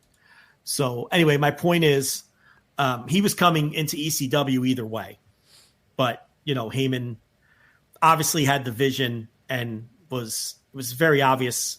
There was no other decision other than to build the place around him because he was Sabu at his absolute peak. So he's still working FMW tours at this time, but he's working all of the ECW shows and he immediately wins the title. As you pointed out earlier, he beats Shane Douglas his second night in. Beats Tasmaniac, beats Shane Douglas, right out of the gates. Yeah, wins the title in 90 seconds over Shane Douglas, is immediately put in a program with Terry Funk, and is also wrestling the Tasmaniac. And he's the Tasmaniac at this time. He's this barefoot, furry singlet. No speaking, he didn't become the human suplex machine until, over a year later, when Heyman started capitalizing on the real life personalities of these guys. He saw that Tasmaniac was this little Italian guy with a Napoleon complex who was always grumpy and came across like a badass. So he's like, why are we pretending you're from Tasmania? Let's just bottle that and make you that, The Sandman. Why are you pretending you've never been to a beach in your life? Why are you wearing a wetsuit? Right. You're a construction worker. You don't look like a man who knows how to surf. So why are we having you come out with a surfboard? You're an alcoholic construction worker right. who comes to these shows in your work boots and then you change into a wetsuit. You're the funniest guy in the locker room. You are South Philly. So why don't we do that with you? So they stuck him in Zubaz and a T-shirt and told him to smoke his cigarettes. Right, drink as many beers as you want down to the ring. Who cares, brother? And now you're relatable to everybody from South Philly that's in that building. And, the rest is history, and he brought in Tommy Dreamer as a pretty boy in the suspenders, from, working IWCCW. And he knew that wasn't going to work for that crowd. He's going to be a heel no matter what. So it's like, we got to change this. You just be yourself. Be Tommy Dreamer, the guy from fucking New York who, and he became the heart and soul of the place. So all of these, it was like this island of misfit toys. These guys never would have made it. They had no vision for themselves. What was Taz thinking with that gimmick? His mind was still stuck in the 80s. Right. Everybody was. Yeah, that it took, if you think about that, it's a very weird period for pro wrestling at that time too, because nobody knew what was coming and everybody was still stuck in what was the past. And like you said, someone like a Sabu and someone like a Paul Heyman and somebody like ECW had to just rip that fucking Band-Aid off and say, the 80s are done, guys. It's over. It's dead. Move on. Find something different. We got to do something different than this. And Public Enemy's another great example. Like, Johnny Grunge was going nowhere. He was just a jabroni on indie shows on the East Coast. And Rocco Rock was still doing the Cheetah Kid thing, which was it was a Tiger Mask, ripoff gimmick he got booked everywhere as the Cheetah Kid. But again, very 80s thinking. It's like, so why don't we take these guys? I was going to say talented guys. One of them was talented. Take these guys and accentuate the positives of both these men. Yeah, one of them was extremely talented. The other was Johnny Grudge. The other was Johnny Grudge. Let's take these guys and give them a very 90s gimmick. Yeah. Right. So these hip hop street guys from Philadelphia, and no one's going to know that it's Cheetah Kid because he's worn a fucking mask for the last 10 years. No one knows it's him, even though they've all seen him wrestle 1,000 times. And that's why it's like a lot of people, when they finally found out that Rocco Rock was actually like 38 years old, they were stunned. Because like, where did this guy come from? He's 38 years old? Well, he was the fucking Cheetah Kid for a decade and a half. You know what I mean? Like, you've seen him wrestle 1,000 times in every high school gym in New York, New Jersey, and Pennsylvania. But yeah, that's another example. He booked them on the not even Bloodfest, the show where the show previous to that. Why is it slipping my mind? I just did hours of audio on it. The show that Gilbert booked, but then you would know this one off the top of your head. I don't know this one. I can't help you here. Fucking great. Whatever. The chat will help me out with that. But and Heyman brought him in because Gilbert didn't book Public Enemy for that show. They worked the show because Heyman brought him in, because Heyman was planning on using those guys for the thing he was doing with Crockett. The WWN, the original WWN, not Sal Hugs. No, not Sal or Gabe. Yeah, the original WWN, which Heyman was putting together with Crockett. They were waiting for Crockett's non-compete to expire with WCW, and that was going to be the first high-definition television wrestling promotion. Mm-hmm. If you want to talk about foresight and vision, that's what Heyman was thinking about. In 1993, he was thinking about HD television. Okay, when most people listening didn't own one until 2000 and whatever the fuck, 7. So he was going to use those guys there, but then when Gilbert quit or whatever happened there, he brought in Public Enemy to work that night in ECW, and then obviously the rest is history there. So it's like this island of misfit toys of these East Coast guys whose careers were just going nowhere and would have went nowhere, and that continued. When he put together, the Dudleys, not the original Dudleys, but later on when he brought in Mark LaMonica and A-Train, and they became Bubba and Devon, those guys weren't going anywhere either. I saw A-Train wrestle 1,000 times on New Jersey shows with 20 fans. Devon Dudley, and it's Heyman would find something to zero in on with these dudes, but it was originally all built around Sabu and this eclectic cast of characters. And then people like Shane Douglas, who were between gigs. But again, Douglas was brought in by Gilbert. Eddie Gilbert does not get enough credit for laying the groundwork for all that. Now, do I think it would have blown up the same way as it did under Heyman? Probably not. I think Heyman just always had that unique ability to identify what was next, right? And be one step ahead of the culture. Gilbert was a little too attached to Memphis. Mm-hmm. A little too attached to Memphis. So I don't know if it would have blown up in the same way. He had an eye for talent. He knew what talent to bring in. He had his fingers on the pulse. But I do think that Gilbert laid the groundwork. I mean, Shane Douglas was for sure. I think Shane Douglas would have retired if Gilbert didn't bring him in. Yeah. I think the thing that's important with Heyman is he was still fresh in the booking game as well, which I think is an important thing that we talk about these days. And now, guys, once you're a booker in a company, you just stay that way forever. You know what I mean? Like Tony Khan is never going to, when's the time going to come that Tony Khan's not going to be booking AEW, right? Like the company will not exist when he's not booking AEW. And Gato has been in New Japan now booking for, how long are we looking at now? It's well past a decade. 15 years. It's got to be. It's probably approaching 15 or something pretty close. Exactly. I forget the exact date when he took over. But, in those days, it was like you'd have a couple years and it was like, all right, kid, you're out of ideas.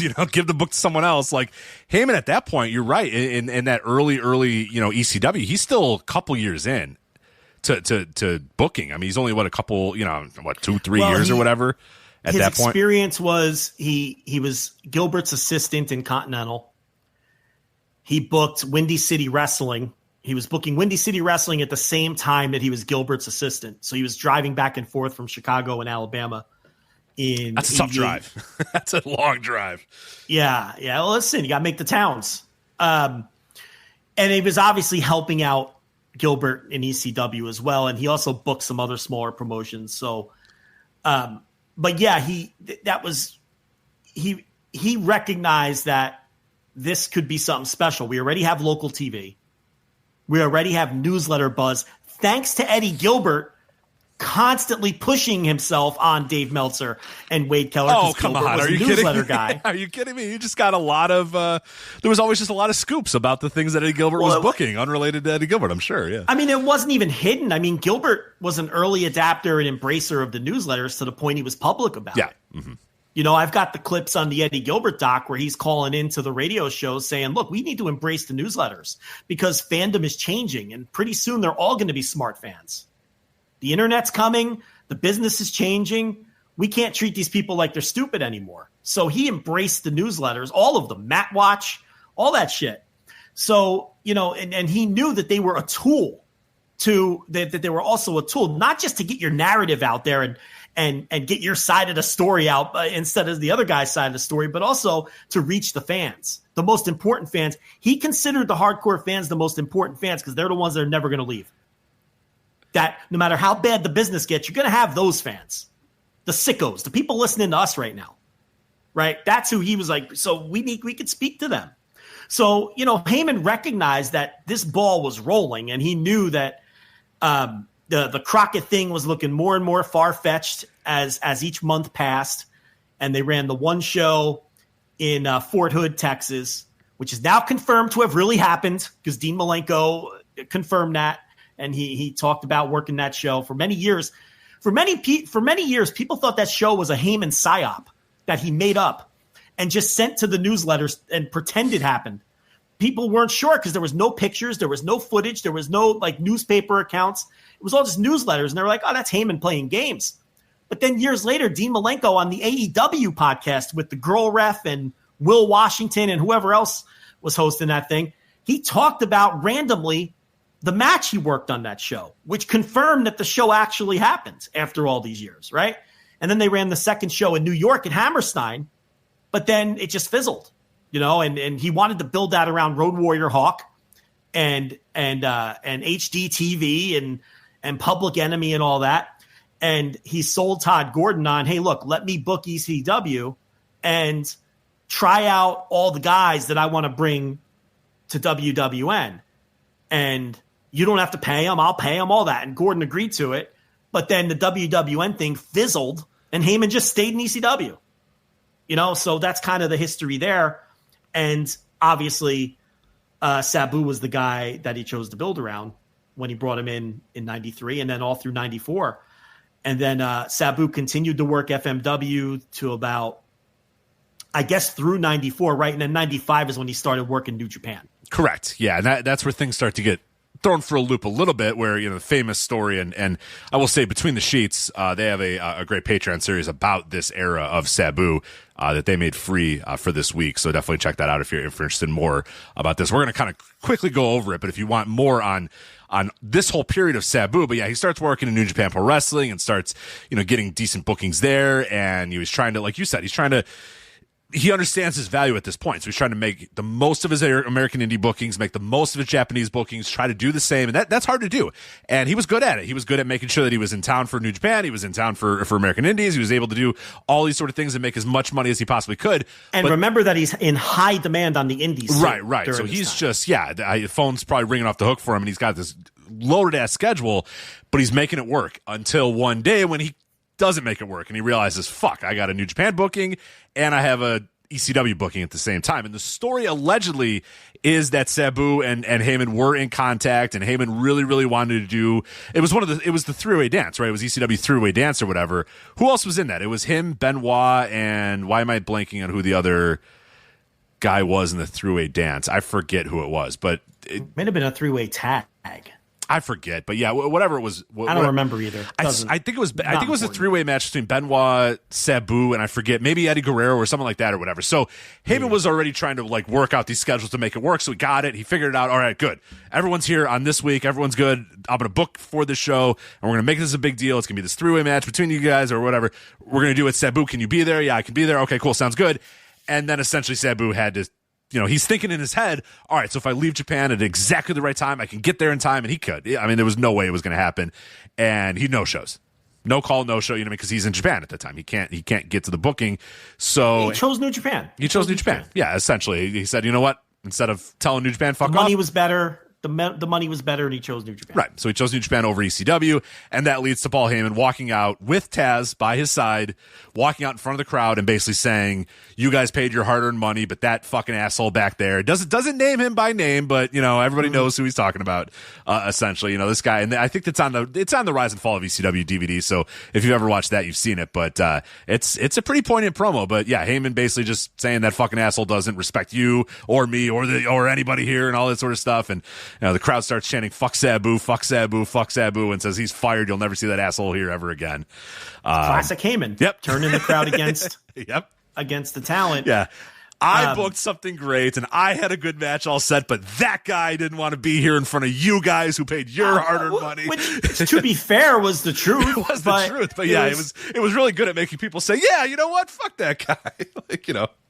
And that was the start of Taz, too. That was the start of the transition from Tazmaniac to Taz. And so he found a way to, and in classic Heyman fashion too, found a way to spin a negative into a positive of, okay, we had this horrible situation. And he did this with every time somebody left his company, he'd make sure that when that guy left, somebody else was either coming in or getting a new coat of paint or getting something else, so that by the end of it, you don't even remember that guy left. Fuck that guy. Who cares about that guy? That guy sucks. He's leaving. He's gone, whatever. Here's the guy you're supposed to care about. And that's what he did with Taz on that exact night. Said, yeah, Sabu is a fucking asshole and he's not going to come here because he doesn't respect you or respect anybody and your hard-earned money, but you know what? Fuck him. Here's this guy. Here's Taz.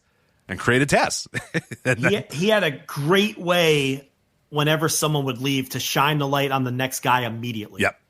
That was another thing that Heyman was always great at. The one I always remember was, 1999 at that point. So, I mean, they're obviously taking their blows left and right in 1999, but the Dudley Boys leave. So it's in ECW on TNN, I believe, at that point. So the Dudley Boys. I think the first episode of. Was it the first episode? Okay, at Hammerstein, right? I think wasn't that at Hammerstein? May have been the first episode because go ahead. Well, the first actual episode was the one that he hated, and then he just aired Jerry Lynn and RVD again, which is a bad start to the relationship. I liked it as a kid because I wasn't really getting pay-per-views at the time, so I was like, "Fuck yeah, all right, sweet, I'll watch RVD and Jerry Lynn or whatever." So maybe the second or third, whatever it was, but yeah, essentially the Dudley Boys are out. They're getting signed by WWF. They're leaving.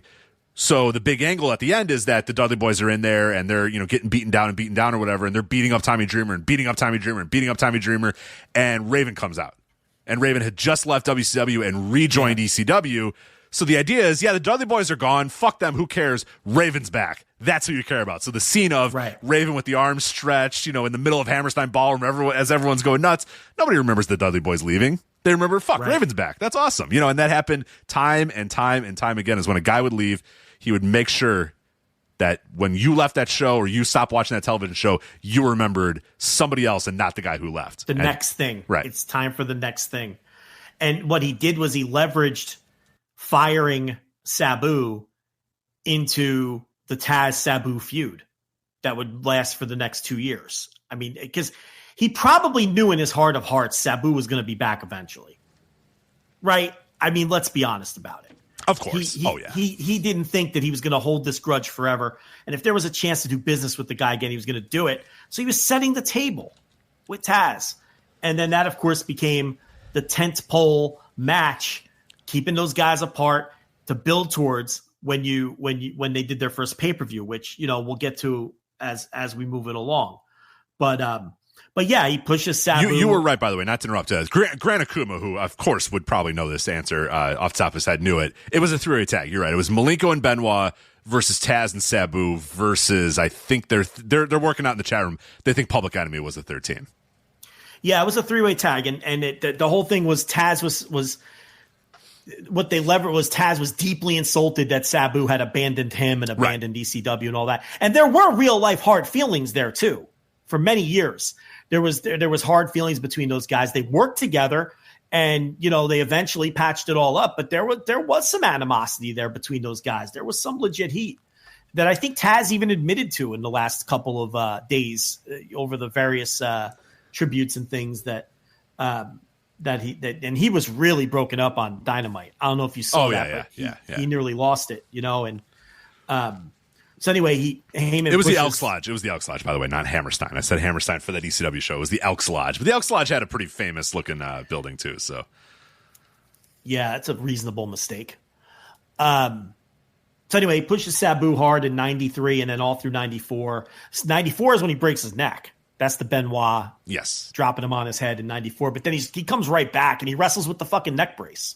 I mean, so the guy 2 weeks. The guy broke his neck and missed 2 weeks. I mean, that probably is not a good idea and probably was the result of it was the result of getting $1,000 a night on the indies. Exactly. Is what it was. Right. And the end result of that is a man who later in life was very, very, very addicted to pain meds and all that sort of stuff and struggled with pain through the rest of his life. But it's the business at that time. And yeah, $1,000 a night to be Sabu, he's going to be back there with a fucking neck brace.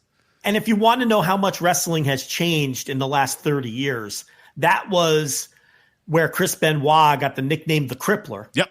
Because he crippled Sabu. And they showed that spot where Sabu broke his neck. With the telestrator, yeah. On TV constantly to sell the videotape. Right here you could see, I'll never forget the telestrator of, as you'll see, Sabu dropped on his neck by Chris Benoit. And you can see the impact here that's as the they TV do the segment. telestrator of, right here's where his neck is supposed to be, and here's where it's bent, as it's breaking. And it's just like, you could picture it in your head the way his neck was bent. But not just that. Then for years, they tried to sell the videotape and they would show the spot and then try to sell you the tape to watch a guy get his neck broken by a guy who's now called the Crippler because he broke his neck. You can't do that anymore. I don't think you can do that now.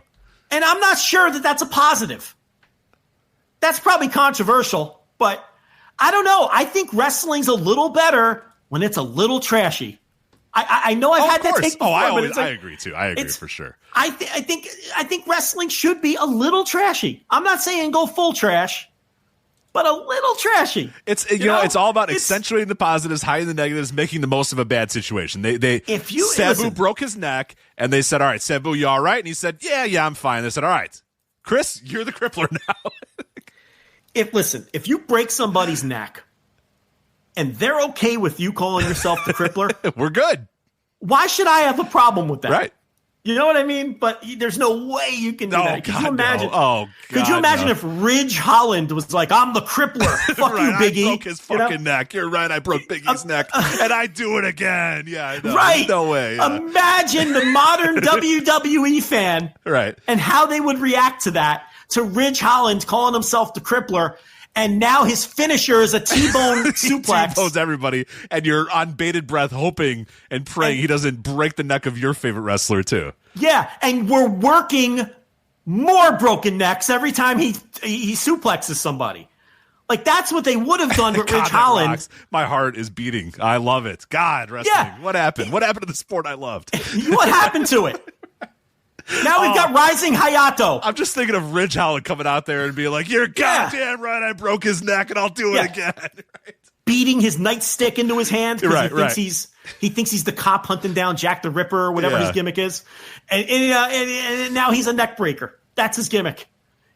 Comes out with a neck brace too and throws it off. Mock neck brace. Right. Oh God.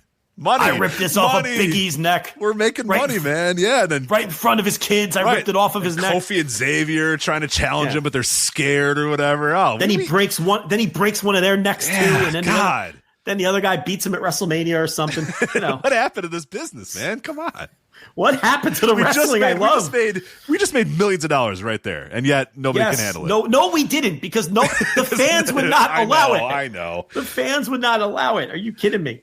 So anyway, that's and remember, during this whole time, he's working indies everywhere, and a lot of times he's managed by Heyman on these indie shows. So Paulie Dangerously is like his manager, handler. 911 is getting booked on a lot of these shows with him because, the early days with the gurney and everything. And, he's coming out with Heyman and 911. And Heyman's is getting himself booked with Sabu on a lot of these. You look at a lot of these indie posters and it's Sabu with Paul Heyman. You know what I mean? Yeah. A lot of times it's like the local heel manager. But on a lot of the shows, it's Sabu with Paul Heyman. So Heyman was riding the gravy train too during this time. And then Like we just discussed, he gets fired in, I believe that's March of 1995, and he continues to work New Japan, where he eventually wins the IWGP Junior title. Right. I believe he wins the IWGP Junior title in New Japan. Yep, May 3rd he beats Koji Kanemoto, which is available right now for the next couple of days on New Japan World for free, I believe. I believe it's that the title match. Change? I forget if it's the title change or another Koji Kanemoto match, but there's one. It must be the title. Why would it be anything but the title one. change? I didn't watch that one. I watched the Liger match, though, which is incredible, too, because Sabu kicks out at maybe 2.5. It's not a 2.9. It's like 1, 2, kick out 3. All right. Well, let me tell you something. Sabu kicks out in that Hayabusa match after the 3 count, too. Yeah, this one he kicks out before the 3. This is the most egregious. This isn't a 3.1. This is like a 2.1 kick out. It's like Sabu. What are you doing, brother? Okay, that's a good transition, because you have to remember that at this point in time in his career, he was taught by his uncle to not do jobs. Right. And to retain your aura. Because the Sheik, how many times did the Sheik get pinned? Okay? So he was taught not to do jobs, and he was taught not to cut promos. When Hayabusa beats him in FMW, he kicks out a fraction of a second after the 3 count. Like you're saying, he kicks out on Liger. So while he's on the outs with Heyman and working New Japan, he gets a call from Kevin Sullivan to come work WCW. Right. This is right when Nitro is launching, and Kevin Sullivan's the booker, and he wants some workhorses. We got 2 extra hours or an extra hour of television every single week now. I need workhorses. I need guys. He wanted them for the very first Nitro at the Mall of America, but Sabu was he was booked. He was either not going to be back from Japan, or he was going to be in Mexico or something. I can't remember the exact details, but he wasn't able to make the. What was the date of the first Nitro? The first Nitro was September. I'm trying to think off the top of my head. September. Fuck, I wish I could get it. September something. I know it's September of 1995. September 5th or something like that? I think it is. Yeah, that sounds right. Okay, well, September Nitro 4th, September 4th, 1995. There it is. Yeah, he was in the middle of a New Japan tour. So the story adds up. So because on September 2nd, he was in a tag with Norio Honaga against Wild Pegasus and Grand Hamada. And on September 6th, they ran it back, except Sabu teamed with Black Cat that night. So he was still in Japan. So Sullivan asked him to come to the second Nitro, which, of course, as everybody probably remembers, he beat Alex Wright, but then the decision was reversed because he put him through a table in the post-match, which was this heinous act. So because Sabu was so out of control, he ended up losing, quote-unquote, the match by DQ. So he agrees to come in for Sullivan, and he tells Sullivan at first he told him he would do it for free, and Sullivan's like, no, we have to pay you, so name your price. And he told him he'd come in for $500. Now this is important. So he's like, all right, they agree to that. He comes in, he works Alex Wright for $500 or whatever it is, and then Bischoff decides he wants to sign him. So he comes to the next TV or the next Nitro or whatever it was, his next booking, and they present him with a contract. And the contract is for $500 per match, 2 matches a month, 1 Nitro, 1 pay-per-view. And he's like, what the hell is this? And they're like, well, you said you wanted $500. He goes, no, I wanted $500 for the first night. Right. I said we would negotiate after that. He goes, you want to pay me $1,000 a month? He's like, I'm making $1,000 per match, like on the indies. Why would I ever sign this? This is a preposterous contract. I'm not working for $500 a night. And so Bischoff was like, well, we want to bring you in as a cruiserweight. And he's like, well, I don't want to be a cruiserweight either. That was bad too. Like, he didn't like being a junior heavyweight in New Japan. He didn't like them calling him a junior heavyweight either. He didn't like that stigma because in his mind, if you were a junior heavyweight or if you were a cruiserweight, you were an opening match guy and you were never going to work main events and make the most money. So he told Bischoff, he said, I want to work with Hulk Hogan and Sting. And Bischoff was like, well, we have their matches all planned out for the next 2 years. You can't work with those guys. And he's like, well, I'm not working for $500 a night, and I don't want to be called a cruiserweight. So that's the end of that. And the relationship just fizzled. People talk about Sabu's WCW run. It's like 3 weeks. It's very short. Yeah, it's very short. He works Alex Wright, and then he does a little program with Jerry Lynn as Mr. JL. And I think he worked him on the pay-per-view, right? He worked him on TV and he worked him on the pay-per-view. And then that's it. Then he's gone. I think he works like one other match and then he's gone. He never even signed a contract with WCW because he didn't want to work for $1,000 a month. That's his side. The WCW side of the story is he didn't want to do any jobs. He demanded to win the U.S. title because his uncle held it. Now, I don't even know if that's the same title lineage-wise, but the Sheik held some version of the United States title for a long time at some point, and Sabu wanted the United States title. They weren't going to put that title on him. They couldn't get him to agree to do any jobs. So when you hear both sides of the story, and Sabu was very difficult to deal with at that time. Like you said, he didn't want to be a junior in New Japan either, right? And his New Japan run ended up being significantly shorter than his FMW run. He worked for FMW for a number of years. How long was he with New Japan? Maybe a year? Not even? I think it was just 1995. Couple months? Yeah, I think it was just a few months in 1995, but it was not multiple years at all. It was 1995. Yeah, so maybe I think he debuted and I'm looking at it now. He debuted January, so it was almost a whole year, but on and off. He debuted on January 4th, and he was basically done by December of 95. But I don't know. Yeah, he had a 4-year run with FMW, and the New Japan run, again, this was Sabu who was kind of feeling himself. He's this guy that's in demand.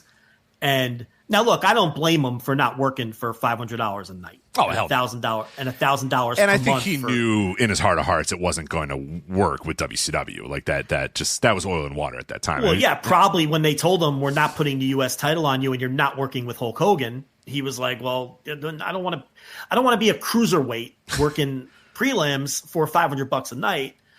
And the way he tells it is ECW was going to pay him more anyway if he was making more with ECW previously than he would have been making with WCW. Plus, he still had New Japan when the WCW thing fell apart. So if people are wondering why that run was as short as it was, that's why. It ended. Well, it didn't. It didn't end this way. His second to last match. So he did have one final match against Disco Inferno on an episode of Nitro, but the very famous match is, and I think I forget if it's ever been said if it was supposed to happen or they just went into business for themselves or whatever, but Halloween Havoc 1995, it's Sabu versus Mr. JL, and they have a match, and during the match, the Sheik throws a fireball in JL's face. Yeah. And it's like, at that time, especially WCW in 1995, as this is pre-NWO, this is as dorky as WCW had ever gotten. 1994 is awesome, but then Hogan comes in, and it's all of his dorky fucking friends from WWF are in, and it's just so goofy and stuff. And that's the same night that they had the fucking monster truck match or whatever on the top of Cobo Hall. Or whatever. It's just an awful show. And then here's the Sheik, Ed Farhart or whatever, with his nephew Sabu throwing a fireball. It was just never going to work. You know what I mean? And then he works against Disco Inferno on the next night. And then they say, okay, I think we're done here. Actually he was booked again, but he no-showed and he showed up at November to Remember as a surprise. Hell yeah. That's how it went down. That's awesome. So the lights go out, so that's why to this day, lights go out. It's got to be Sabu.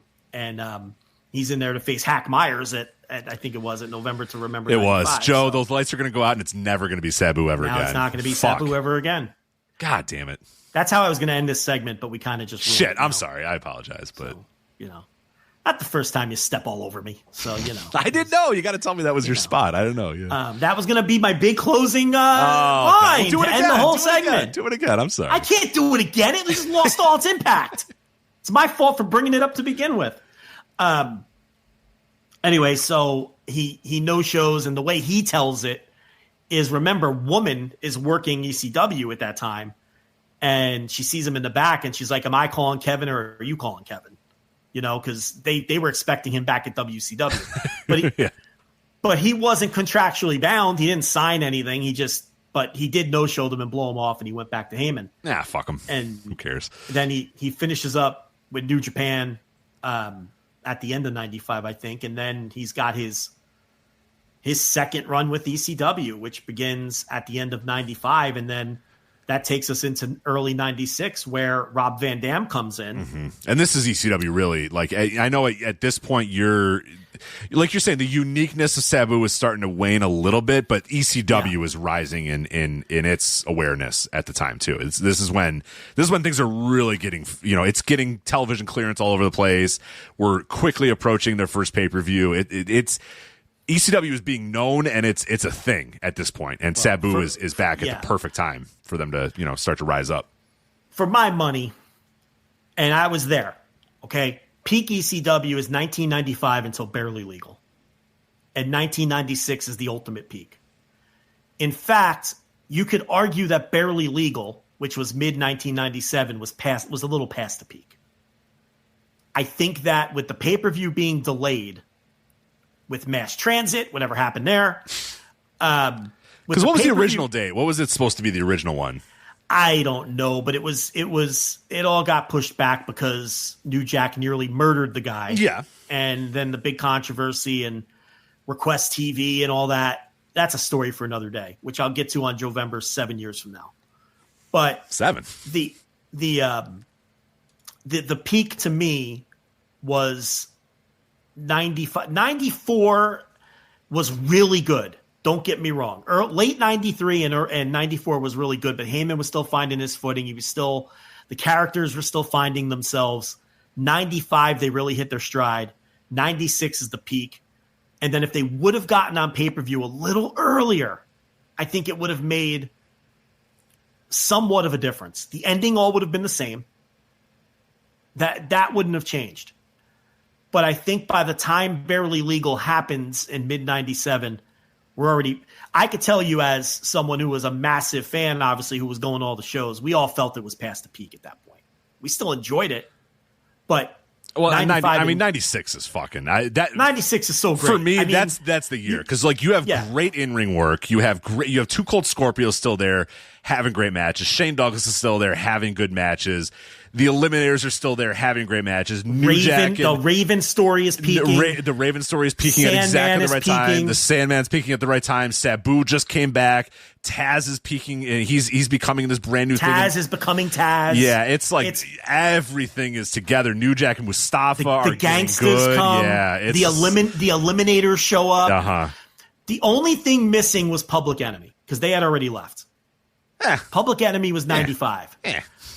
Now, if Public Enemy had still been around for 96, it really just would have had it all. But I completely agree with you, especially, just speaking as someone who was at a lot of the shows, 96 is when that was really the peak of our interest and our excitement. The Pitbulls are still pretty good and interesting. Yes. Pitbull 2 singles run, the feud with Shane Douglas and Pitbull 2. Stevie Richards and the Ravens flock and just everything. The dog collar matches with the Pitbulls. The Can-Ams are in at that time too. 96. I mean, it's fun. They do. They show up in 96. Yeah, they do. Heyman tries the Miracle Violence connection, but as we talked a little bit about earlier, they were a little past peak. That didn't work, but he tried it. 96. Yeah, I mean, 95 and 96 for me, and really 96, and then. I just think that Barely Legal came a little too late, a little past the peak. And in fact, I think, and 96, of course, the best feud of all were two guys that never touched. It's Sabu and Taz. Right? And all that tension and Taz just killing guys and calling out Sabu. And, the fans chanting Sabu at Taz. He's like, that pussy's not even here. Like the nights he went. I was watching a couple episodes of ECW TV earlier this week, and there was one where they showed the week prior. It was they re-showed it. I think it was from a pay-per-view. They showed Two Cold Scorpio and Shane Douglas having that great TV title match that they had. I think it was Respect Is Earned or whatever was the pay-per-view that they had. But on the ECW television, they showed the entire match back again. And Scorpio, he loses the title there. And then the next week, it's Taz versus Scorpio, and he just he chokes Scorpio out in like seconds and grabs the mic and points to the sky and says, "Where's that motherfucking pussy, Sabu? Where's that pussy, Sabu? He ain't nowhere." Yeah. You know what I mean? As he points to the sky, and I'm like, was that Scorpio's Loser Leave Town where he beat the three guys in quick matches first, and then Taz comes out and beats Scorpio. Is that what you're talking about? I think so. Yeah, I think so. Because I think this is it for Scorpio. It was very definitive. Pull that up. I'll have to double check. Yeah, I think that's his. Where he did a loser leave town gimmick and he beat like some undercard guys in short order, and the fans have turned on him because then when the fans found out you were going to WWE or WCW, they would turn on you. Well, they didn't say you deserve it. Are you kidding me? Because that's what fans today will say is you deserve it. But no, exactly. So they like, and we forgot 1996 was also Jericho's run. Right. Oh no, so this is earlier. This is earlier in 1996. The loser leaves town thing. Louis Spicoli beats Too Cold Scorpio in the last match. So Spicoli, that's right. Yeah, that's at November to Remember 1996. So Scorp beats JT Smith, Hack Myers, Devin Storm, and then loses to Spicoli. But no, this was in May of 1996. Yeah, the Taz also has a match which is one of my favorite squashes of all time against Devin Storm, who was in as a prelim guy. Now, Devin Storm was a New Jersey indie guy, East Coast indie guy, New Jersey, Delaware, the future Maryland. Crowbar, by the way, if people don't know who that is. Yeah, Crowbar, who at the time was Devin Storm, and he had a legendary years-long feud with Ace Darling on the East Coast indies, which, were very, forward, very, what's the word I'm looking for?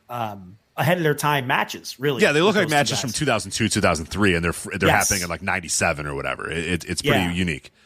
And that got Devin Storm booked with ECW. I wonder why Ace Darling never came to ECW. I've always wondered. Yeah, I don't know. But anyway, so Devin Storm was like a prelim guy in ECW, and he has this match with Taz, and one of the best squashes of all time, where Taz gives him the T-bone Tazplex over the top rope through the table on the floor. Just throws him through the fucking table on the floor, right in front of us, and then Taz, and he wins by count out, I think, in ECW. So or no contest, whatever it was. He fucking killed the guy. Is the point? He takes the mic and he cuts that famous promo, and he's just looking down at Devin Storm. And he goes, "Fuck you, you Sabu wannabe," and then he calls out Sabu again. He just and he's like, "Where is that pussy? Where's the real Sabu? Get your fucking pussy ass out here." Taz's energy that year different, yeah. It's just so great. Like he just came across so authentic and believable. I was watching that episode, and Bill Alfonso's cutting a promo, and Taz is just he's just climbing up stairs. He's just walking up and down stairs, getting ready for his match, and then he turns around and he goes, "Whoever I'm facing tonight, you're going down." You know what I mean? It just walks out to the ring, and it's Too Cold Scorpio, and it didn't matter that Scorpio was just a TV champ. He chokes his ass out, and it's over. It's just like fuck that energy of that Taz at that time. I mean, Taz. I would say Taz did get it back. Like 1998 Taz is pretty fucking awesome too. No, listen, Taz is great all the way through. Even Taz with the black towel over his face on TNN. That's my Taz. Yeah, I'm not knocking that Taz. I'm not knocking any Taz. I love Taz. Okay, I love cool Uncle Taz that we have now on fucking. He's like your cool uncle. You know what I mean? He's the uncle that you sit with at fucking Thanksgiving after everybody ate and watch the football game with and get away from everybody else. Right. That's who Taz is now. And when you're too young, he slips you a beer. That's who Taz is now. Right. You and Uncle Taz crack jokes about everybody else in the family while you're watching the Lions and the Bears on fucking Thanksgiving. Right? That's who Taz is now. Right. But Taz was always great. But 1996 Taz, where you never knew when Sabu was going to show up, you never knew when they were finally going to touch, or if, to be honest, I mean, I guess you could probably assume Sabu was coming back at some time, but you had no idea if and when it was going to happen. Yeah, we were smarks. We knew it was going to happen. Yeah, we were smarks. You knew. We'd go to those shows with rolled up observers. Who are you kidding? I guess, that's true. We would sit outside that building. One of us would make a pizza run.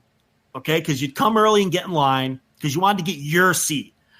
For whatever reason, it was was there ever? Yeah, I always wondered that about the ECW arena. There was no assigned seats, right? No, it was the same 1,500 people every fucking 3 weeks or whatever. So everybody knew where to go and who. Nobody sat in Straw Hat Guy's chair, right? Like nobody sat down and said, "I'm taking Straw Hat Guy's seat." The thing about those guys is, at some point, Heyman started paying them to be there. Got it. Okay. They were comped. Because I'm thinking Straw Hat Guy shows up one day and you're just sitting in a seat and he's like, come on. No. Those guys were there from before Heyman. You could see them on the earliest tapes. Yeah. They're Philadelphia wrestling fan. Now, eventually, because they became part of the aesthetic, Heyman made sure they were right there. Hard cam, same sign guy, straw hat guy, right? Faith No Howard More guy, Stern guy, Faith No More guy. They were like they were comped and everything. But even aside from them, it was usually the same people that were there. And for whatever reason, we all just ended up in the same fucking seats. I remember my seat in the bleachers. You know, if you transported me there in a DeLorean, I could go right there. Like, it was weird that way. Like, everyone knew where they were supposed to be. We were like behind Kato Kalin guy. Remember Kato Kalin guy? Of course, yeah. He'd be in the front row in our section, and we were like directly behind him halfway up the bleachers. That's where we were, over by the front door. Those were our seats. I don't know why. And that's just where we were every time. You know, I brought my brother a couple times. The first time I brought my brother, I'm like, you have to squeeze in because we have the same years. And I'll never forget, they did a crowd brawl, and Tommy Dreamer bled all over his fucking shoe. And he went home with Tommy Dreamer's blood all over his shoe. That's a memory, man. That's ECW, you know, and so anyway, I forgot what I was talking about. What the hell was I talking about? I was talking about the energy, like knowing when Taz was calling out Sabu. Yeah. And you know, it's just Taz just had that authenticity, you know. And then when he jumped and he beat Kurt Angle in MSG, we're like, oh my god, he's gonna get pushed to the fucking moon. Mm-hmm. And I think the great response he got in MSG worked against him because Vince is a fucking weirdo. Yep. Because Vince is a fucking weirdo, and it's like, I'm not ready for him to be over like this. And he's 5'6", and he's an asshole. So that was it. He was done. He was finished. Which is wild because that debut could not have gone better. And you booked him to beat the guy who had a giant win streak. Like Kurt Angle had a giant win streak at that time, and you booked that guy to beat him in a couple seconds and had this big old entrance and everything. It should have worked perfectly. Like every other booker in the universe would have said, "Oh my God, we struck gold. This guy's already made. We're good to go." But not them. They had to build him. They had to break him down to build him back up. And by the time they tried to build him back up, he was just done. Yeah, you know, physically he was done, and mentally he was done, and it was just over. So yeah, and he resigned himself to it, and he knew he was making money. But Z in the chat room says he was an ECW arena guy. He was camera left by the concession stand bathrooms. Well, if he was by the food stand, then he was in the Mike Johnson, Dave Scherer section because that's where those guys sat.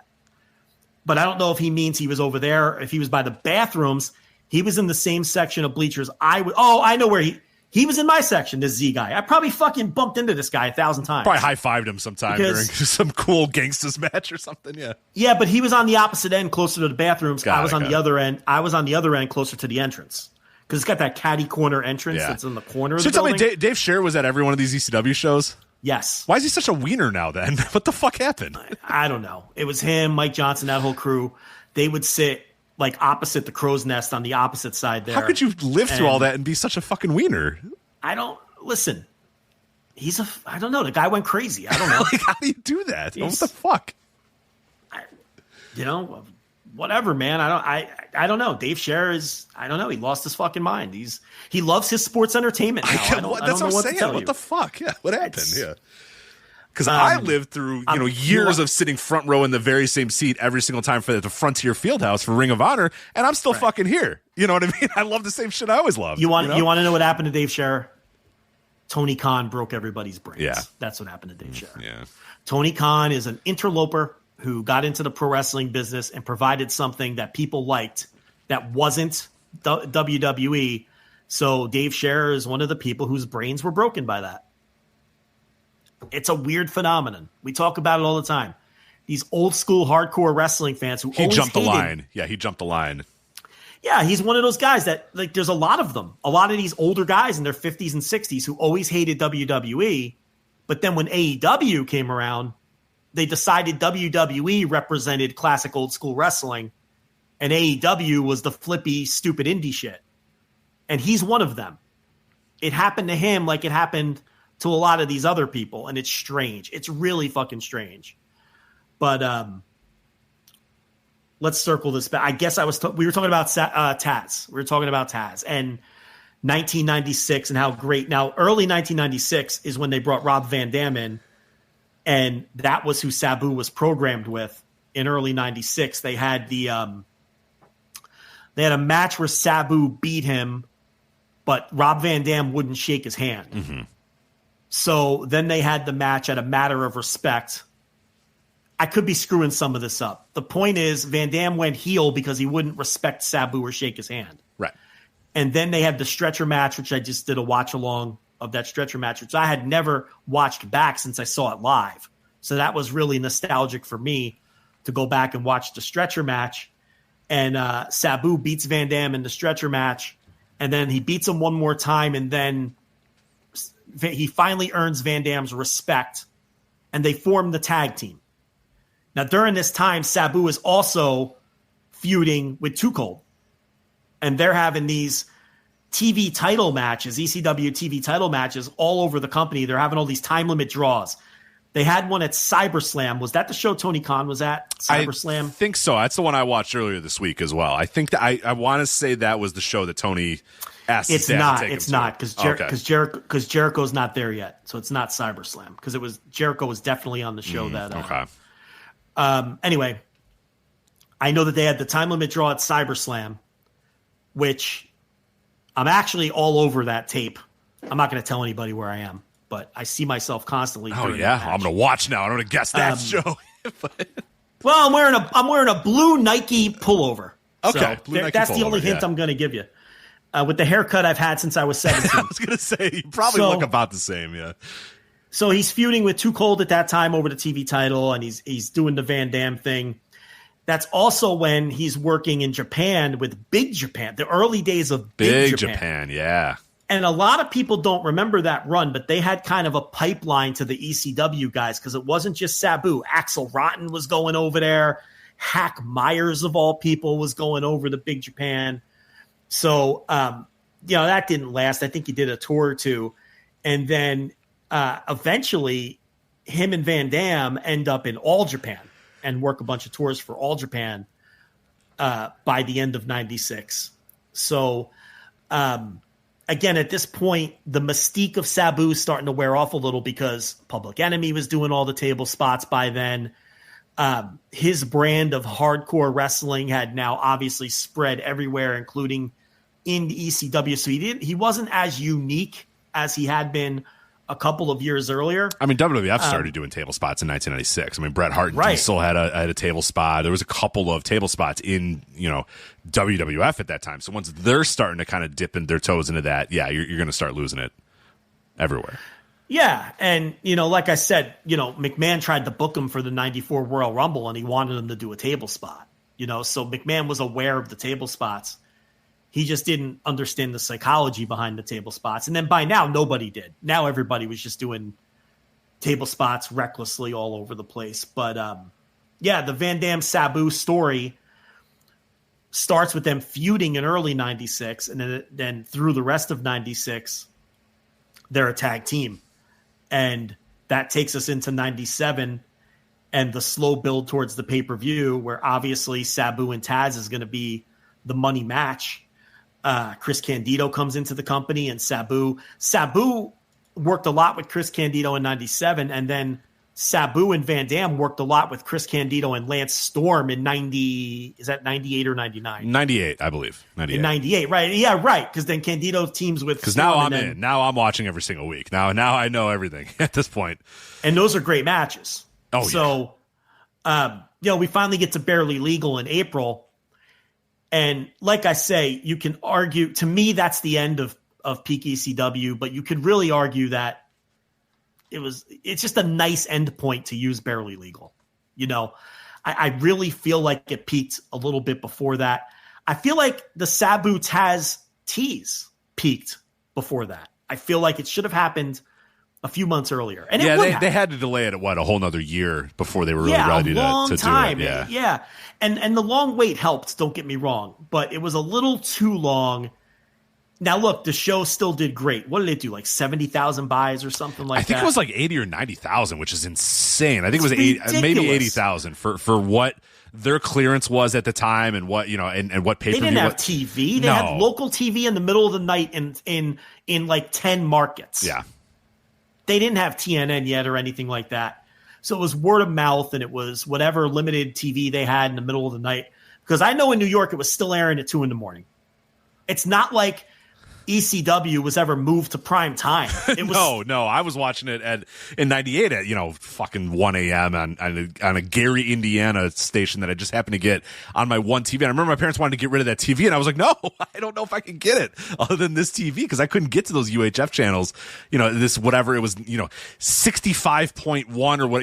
Nowadays it would be 65.1 or whatever. In these digital channels, but back in those days, I had to just flip around until I got some random ass antenna station way deep into the numbers, and I was like, no, you can't get rid of this TV. This is the only way I can watch ECW. I don't think I could have gotten it on our normal cable. There was no way I was going to get ECW, and even if I did, and like I said, sometimes it just wouldn't air. Like sometimes I'd put it on, and it'd be bars. You know what I mean? It would just be bars, and be like, all right, I guess it's not airing today. Like I didn't know. It was so weird how it would show up sometimes. I remember being disappointed with Barely Legal as an ECW fan. I mean, obviously you had the Michinoku Pro 6-man tag. Yeah, which is great. A legendary match. You had Taz and Sabu, which was not any kind of great match or anything, but and again, they were finally going to touch, and I think they kind of missed the peak. The Terry Funk match against Stevie Richards, that was what it was, and with Raven and everything. But like stuff like. Trying to think what else was. The Eliminators versus the Dudleys. That's nothing. That's kind of a nothing happening match. The Eliminators at the beginning. RVD and Lance Storm. That's the famous Lance Storm chair shot match, right? Yes, and then it was the then the 6-man. Because I feel like the Shane Douglas Pitbull 2 feud had passed its peak too, and they it's just the timing got all thrown off because the show got delayed, and. I think it really screwed up with the continuity of everything, and some things had to be dragged out. I didn't hate the show or anything, and I wasn't there. I wasn't at the show either. In fact, I don't think I ever went to a show again once we hit this point. I think that was it for me. I went the end of 95 through like early 97, 96 being, I was there at practically every show in 96. The only show I wasn't at in 96 was the Battle of the Bam Bams. I remember I missed that. I had to work or some shit. And I remember my friends telling me how bad the match was when they got back from it, because I was waiting for them to get back from Philly. This was pre-cell phone. You know what I mean? So it's like I'm waiting at my house for my friends to come back and tell me all about the show. It was and they just told me how much it sucked and how bad Gordy was, and I couldn't believe it. I don't know why I was so surprised. Gordy hadn't been good for a while. That's how bought in that we were with ECW, though. There was one show in 97, the fire marshal show where the fire marshal finally showed up and started turning people away at the door. Yeah. We got turned away. And I remember everyone who got turned away standing outside. They kept the front doors open, and we were watching the show from outside. And they had Raven in the ring stalling. I forget exactly what he was doing. And we stuck around for a match or two, but it was too depressing because we couldn't get in the building, and we went home. That's the only other show I missed. I forget which show that was. But by 97 and by Barely Legal, it just felt different. It didn't feel the same. Now, I will say this. The best wrestling in ECW was 98 and 99. If you're talking about match quality. Oh, yeah, yeah. Purple logo ECW had the best wrestling, where you had Tajiri, Rob Van Dam and Jerry Lynn. Super crazy. Super crazy. Candido and Lance Storm versus Sabu and Van Dam. That fucking Roadkill and Doring. Oh, I love. You go back and watch some of their matches, their tag matches. So that's where the wrestling peaks, but the feeling had peaked. The feeling was gone. That special feeling was gone. Yeah. Now, it was still my favorite. Tanaka and Awesome, too. So exactly. Those helped, too, All the best wrestling was after the emotional peak of the promotion. The emotional peak, the revolutionary period, this is the ECW saving the hardcore fan, saving our wrestling fandom because of how bad WCW, which was overrun with Hogan and Friends, and the doldrums that WWF was in, man, fucking Japan was even on the way down then. And it's like ECW saved so many of us. I don't know if I'd be here right now if it wasn't for ECW saving my fandom at that time. And so the feeling peaked earlier, but the wrestling peaked later. There's no doubt about that. So Sabu and Van Dam go to All Japan in 97. I think I did a watch along with one of those tags or a match of the week, one or the other. I can't remember.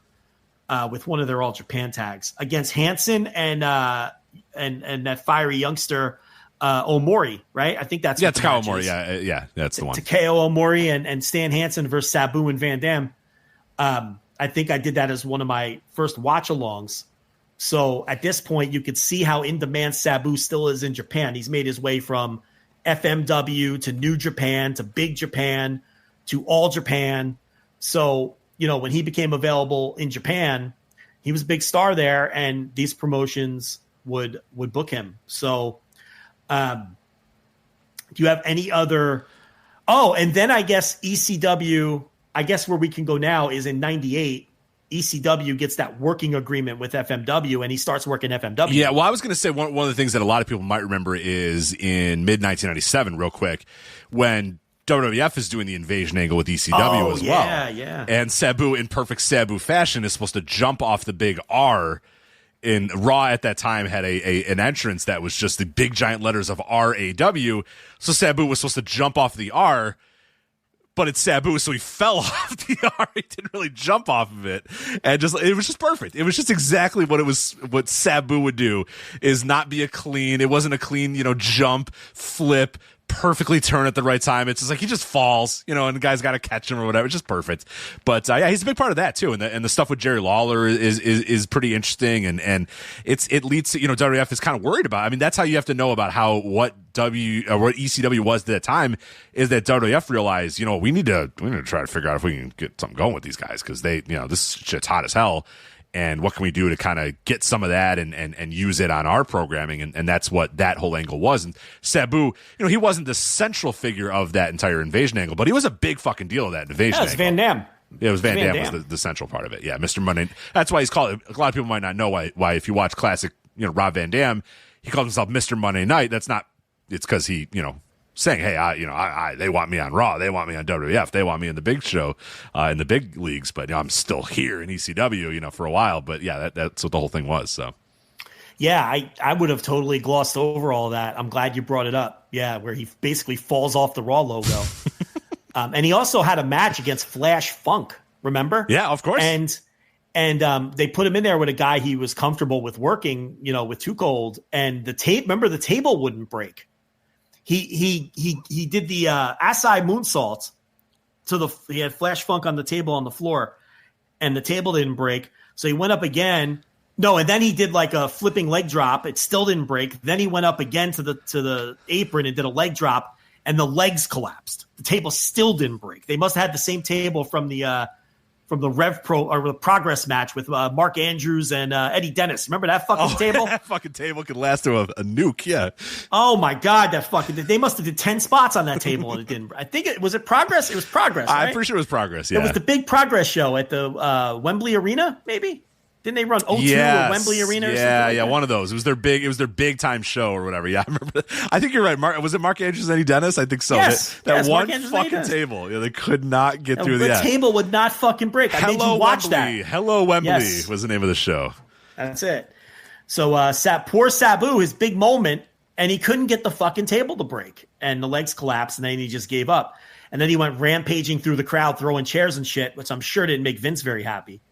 So Vince was putting him over anyway. Every time he did a spot, like the table wouldn't break, but Vince was like, "Oh my God, would you take a look at that Flash Funk on that table?" But the table wouldn't fucking break. Unbelievable. Yeah. So, and that was right before Too Cold went back to ECW after the Flash Funk thing. Because in '98, Too Cold was back, and Sabu reignited those matches with him there. All through 98, and now we're getting into, when did TNN start? 99. TNN is 99. Early 99 is TNN. 98 was the Van Dam, Sabu, Candido, Lance Storm program. Yeah, that year I remember just Sabu and Van Dam just every week on Hardcore TV having great ass matches, and all of it was the promos. Dudleys too. They feuded with. Yeah, they feuded with everybody. It was the promos, obviously the whistle, the promos. RVD is really finding himself. Alfonso's out there just cutting these great promos, and then the bell would ring, and then these guys, and it was like It was the can they coexist in all the right ways? You know what I mean? It was like these two guys and we kind of glossed over it. They did the double turn with Taz at Barely Legal. Right. Where Fonzie turned on Taz and went with Sabu.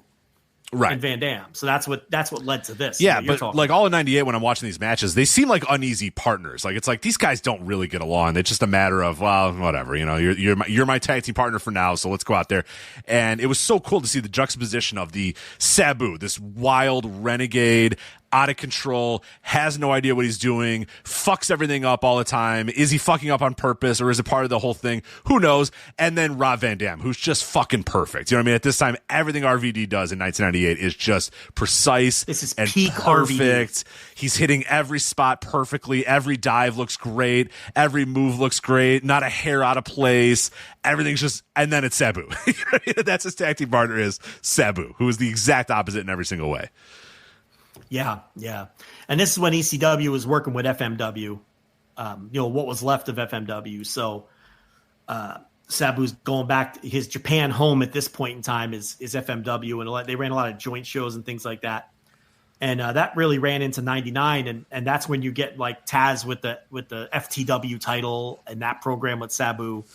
So Taz and Sabu were always on again, off again, programmed with each other from that point, from 96 onward, really through until Taz left the company. When Sabu was teaming with Van Dam and doing all the tag stuff with the Dudleys and the Impact players and all that. So,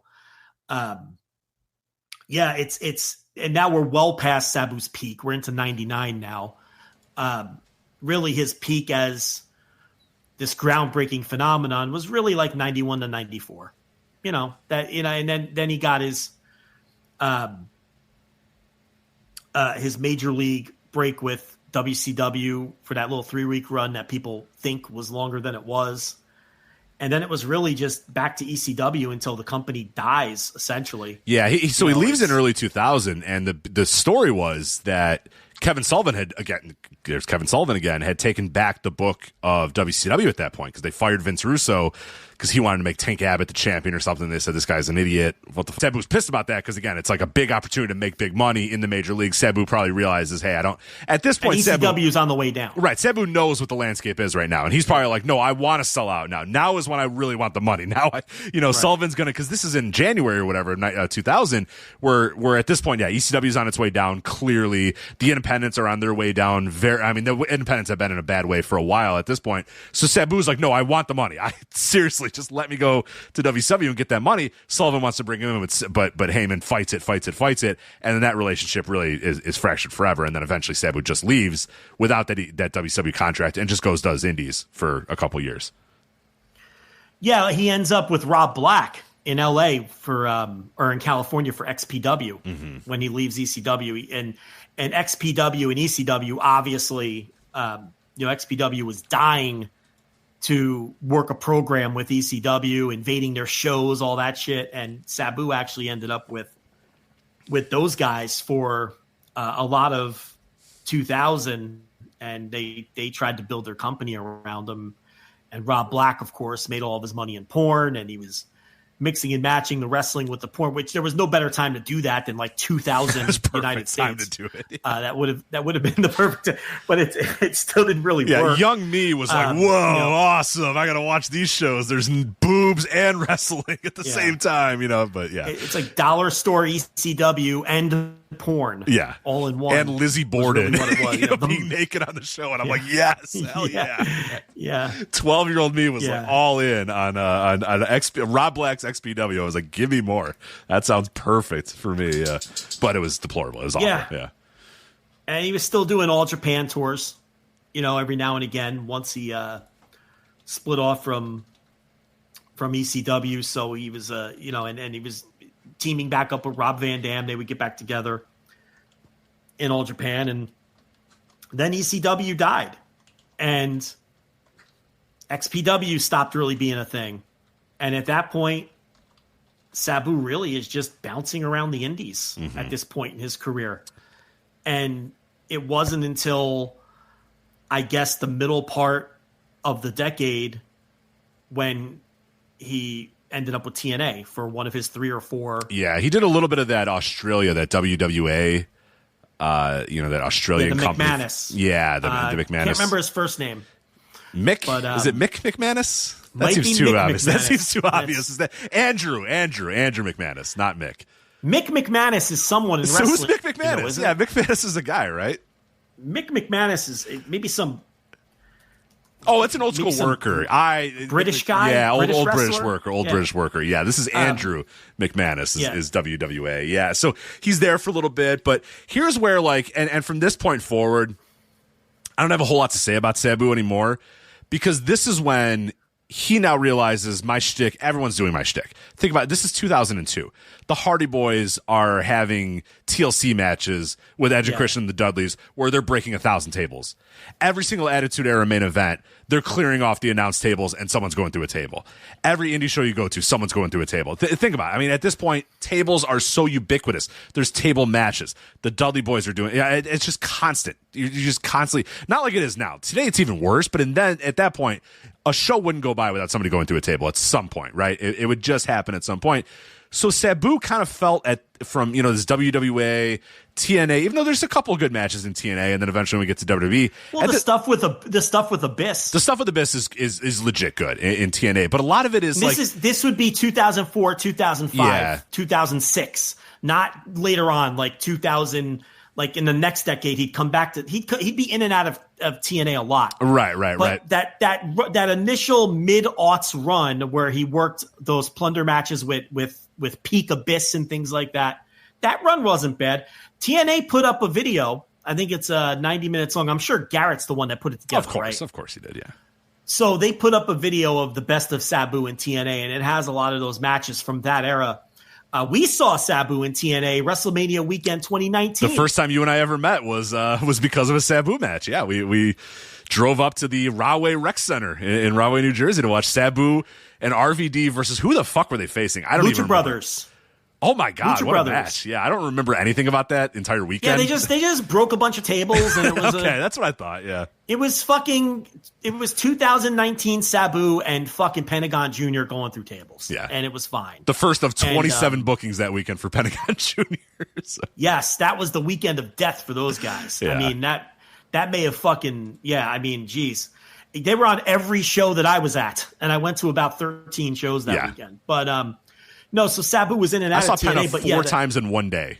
Like, I was like, we should have drove together. I'm like, why did we not just ask if Penta needed a ride? We're going to the same shows. We've been to 4 shows with this guy in the same day. And every single, the effort was just dropping with every single subsequent match. So it was incredible. Imagine how fucking tired they were. And you know how you knew they were working every show? Because they worked the opener of every show. Yeah. And then they had to get the fuck out of there. Ran to a car, piss in a bucket, run into a car, and drive through New York traffic to get to the next show. Yep.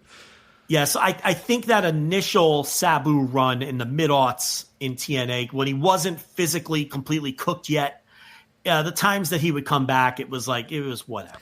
Yeah, but I think even in those quote-unquote peak TNA days, he's kind of a parody of Sabu at this point, because he comes out, and it's just, he's just going to grab a table and then he's going to go through a table. You know what I mean? There was none of that danger. A lot of that danger was gone.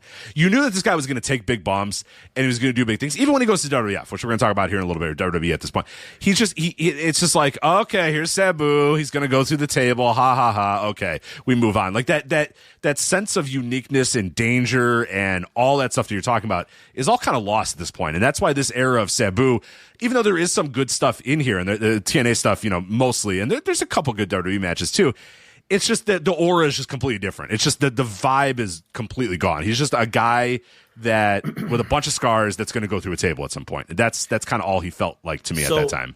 So let's talk about the WWE run, because that's 2006, and he comes in. Well, first of all, did he work? He worked the 2005 One Night Stand, right? So yeah, he worked.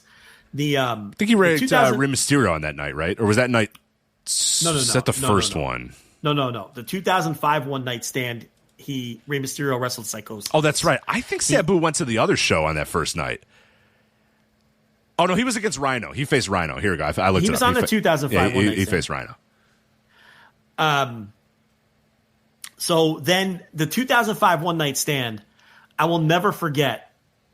I watched the show at my friend's house on pay-per-view, and that show was so great. It's still maybe my favorite wrestling show of all time because they captured the vibes. They got the vibe.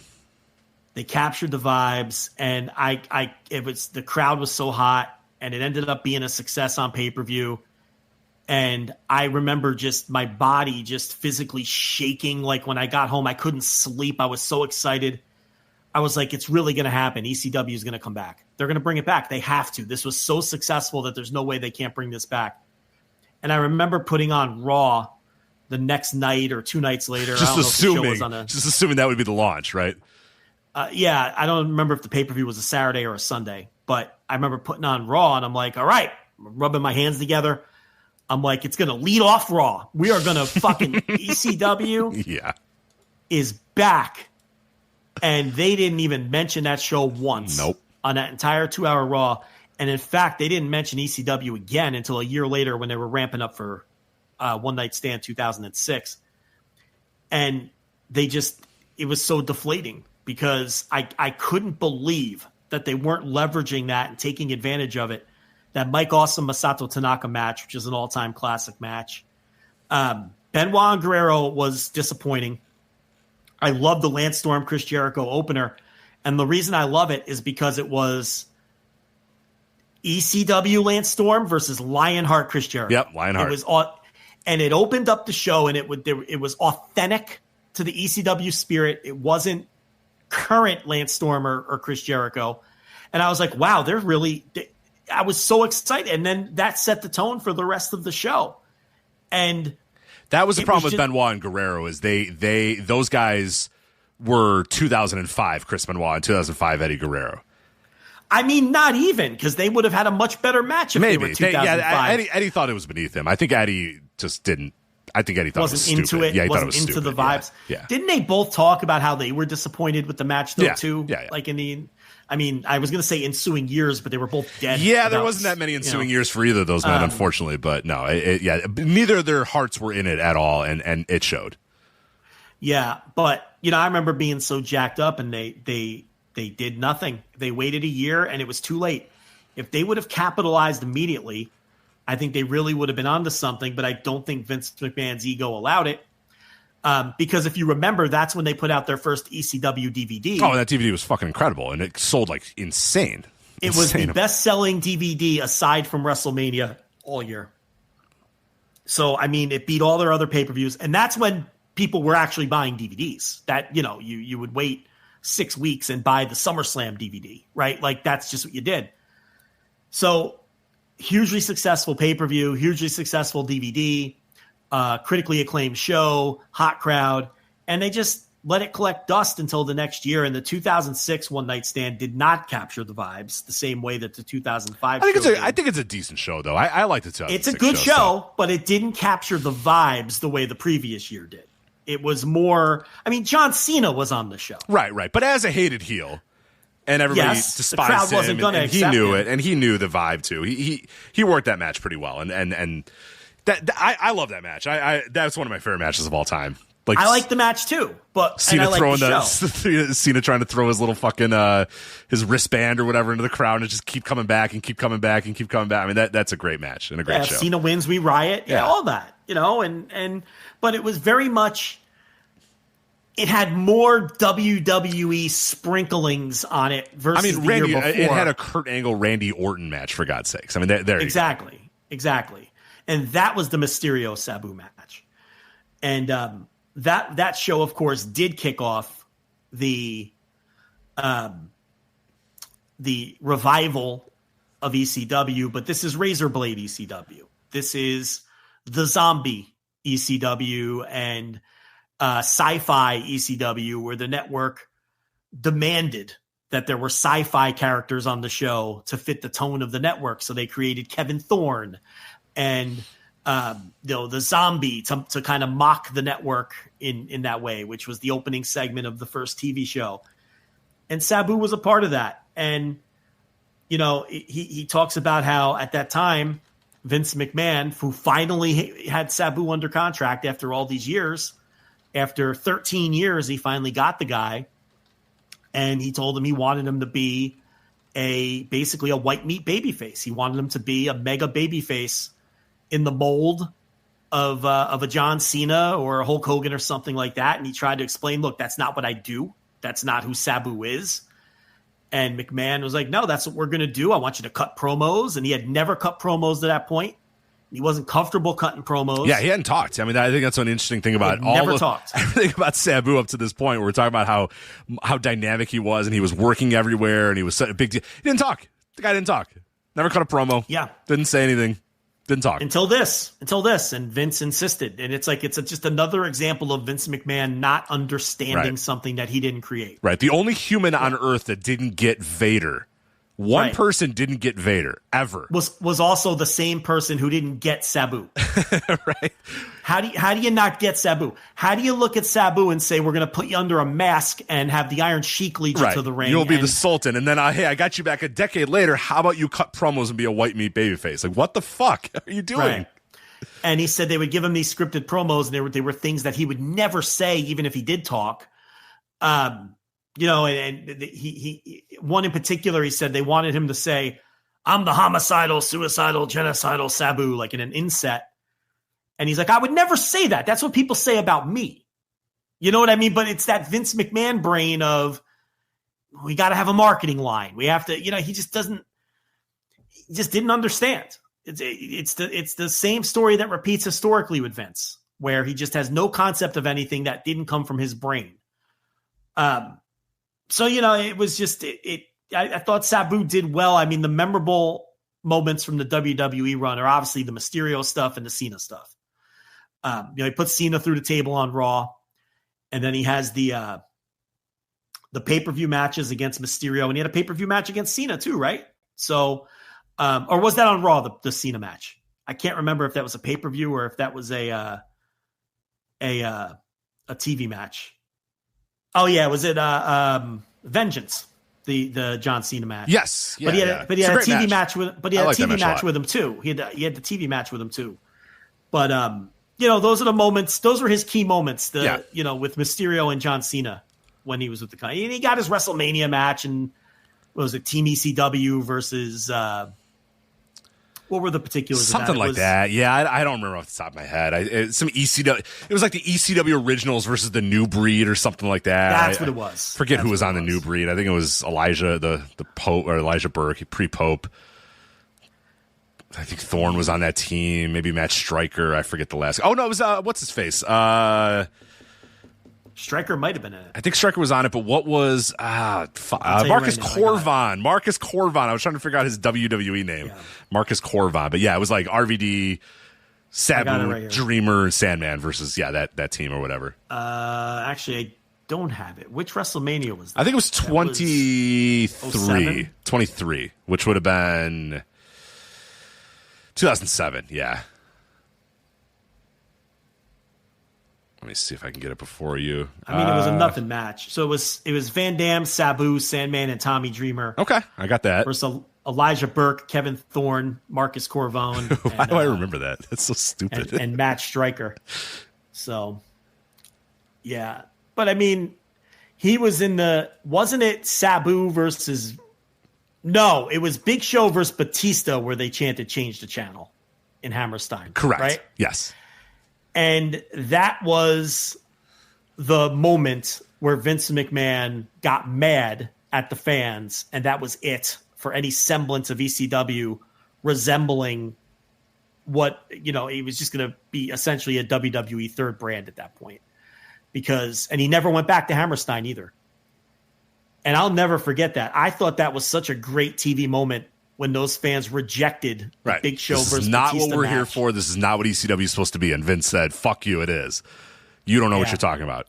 And said, this is what ECW is going to be. And it sucked. It was garbage. And his famous line of, we're not going to submit to a vocal minority. and of 2,000 rejects, I think he said, and we're going to be what we're going to be, and that was really it. Not that it felt like the old ECW anyway, but from that point forward, it just became something that was. And then, of course, Heyman after the December to Dismember show and all the disagreements there, where they actually pulled Sabu out of the Elimination Chamber match, remember? Oh, yeah. I covered that this last year for Christmas with the Captain, where I do Christmas-themed like wrestling shows and events and stuff. And, yeah, everything surrounding that show and that match, oh, my God, there's so much in the newsletters all about that. Yeah, who'd they replace him with? Was it Hardcore Holly? It was either Hardcore Holly or Test. Test. One of them. It was either Hardcore Holly or Test. Because, which, if you want to figure out the vibe of doing this ECW revival thing and having Sabu in an Elimination Chamber match and having it be Sabu replaced by either Test and or Hardcore Holly, I mean, what are you fucking doing? What are you doing? Yeah, and that was Heyman's last night in the company because his idea was to push CM Punk as hard as possible in the match. And he was overruled by Vince, who said the match had to be all about Bobby Lashley. A lot of Stephanie at this time, too. A lot of Stephanie in the creative in the room, too. But yeah, it was the match. Basically, the edict was, no, the match is going to be all about Bobby Lashley, so figure out how to make it all about Bobby Lashley. Right, and Heyman kept pitching things. He knew he was going to lose that battle. Lashley was going to win the match. But he kept pitching things to make CM Punk shine, because he felt the future was CM Punk. So he pitched CM Punk eliminating Big Show first. Big Show was the champion coming in. Yeah, classic Heyman thing. You know, eliminate in a three-way dance, you eliminate the champion right away, so you know you're getting a champion in the final. Fans get to the edge of their seat. They're like, we're getting a new champ. Not only that, Punk beats the champ and a 7-foot giant, right?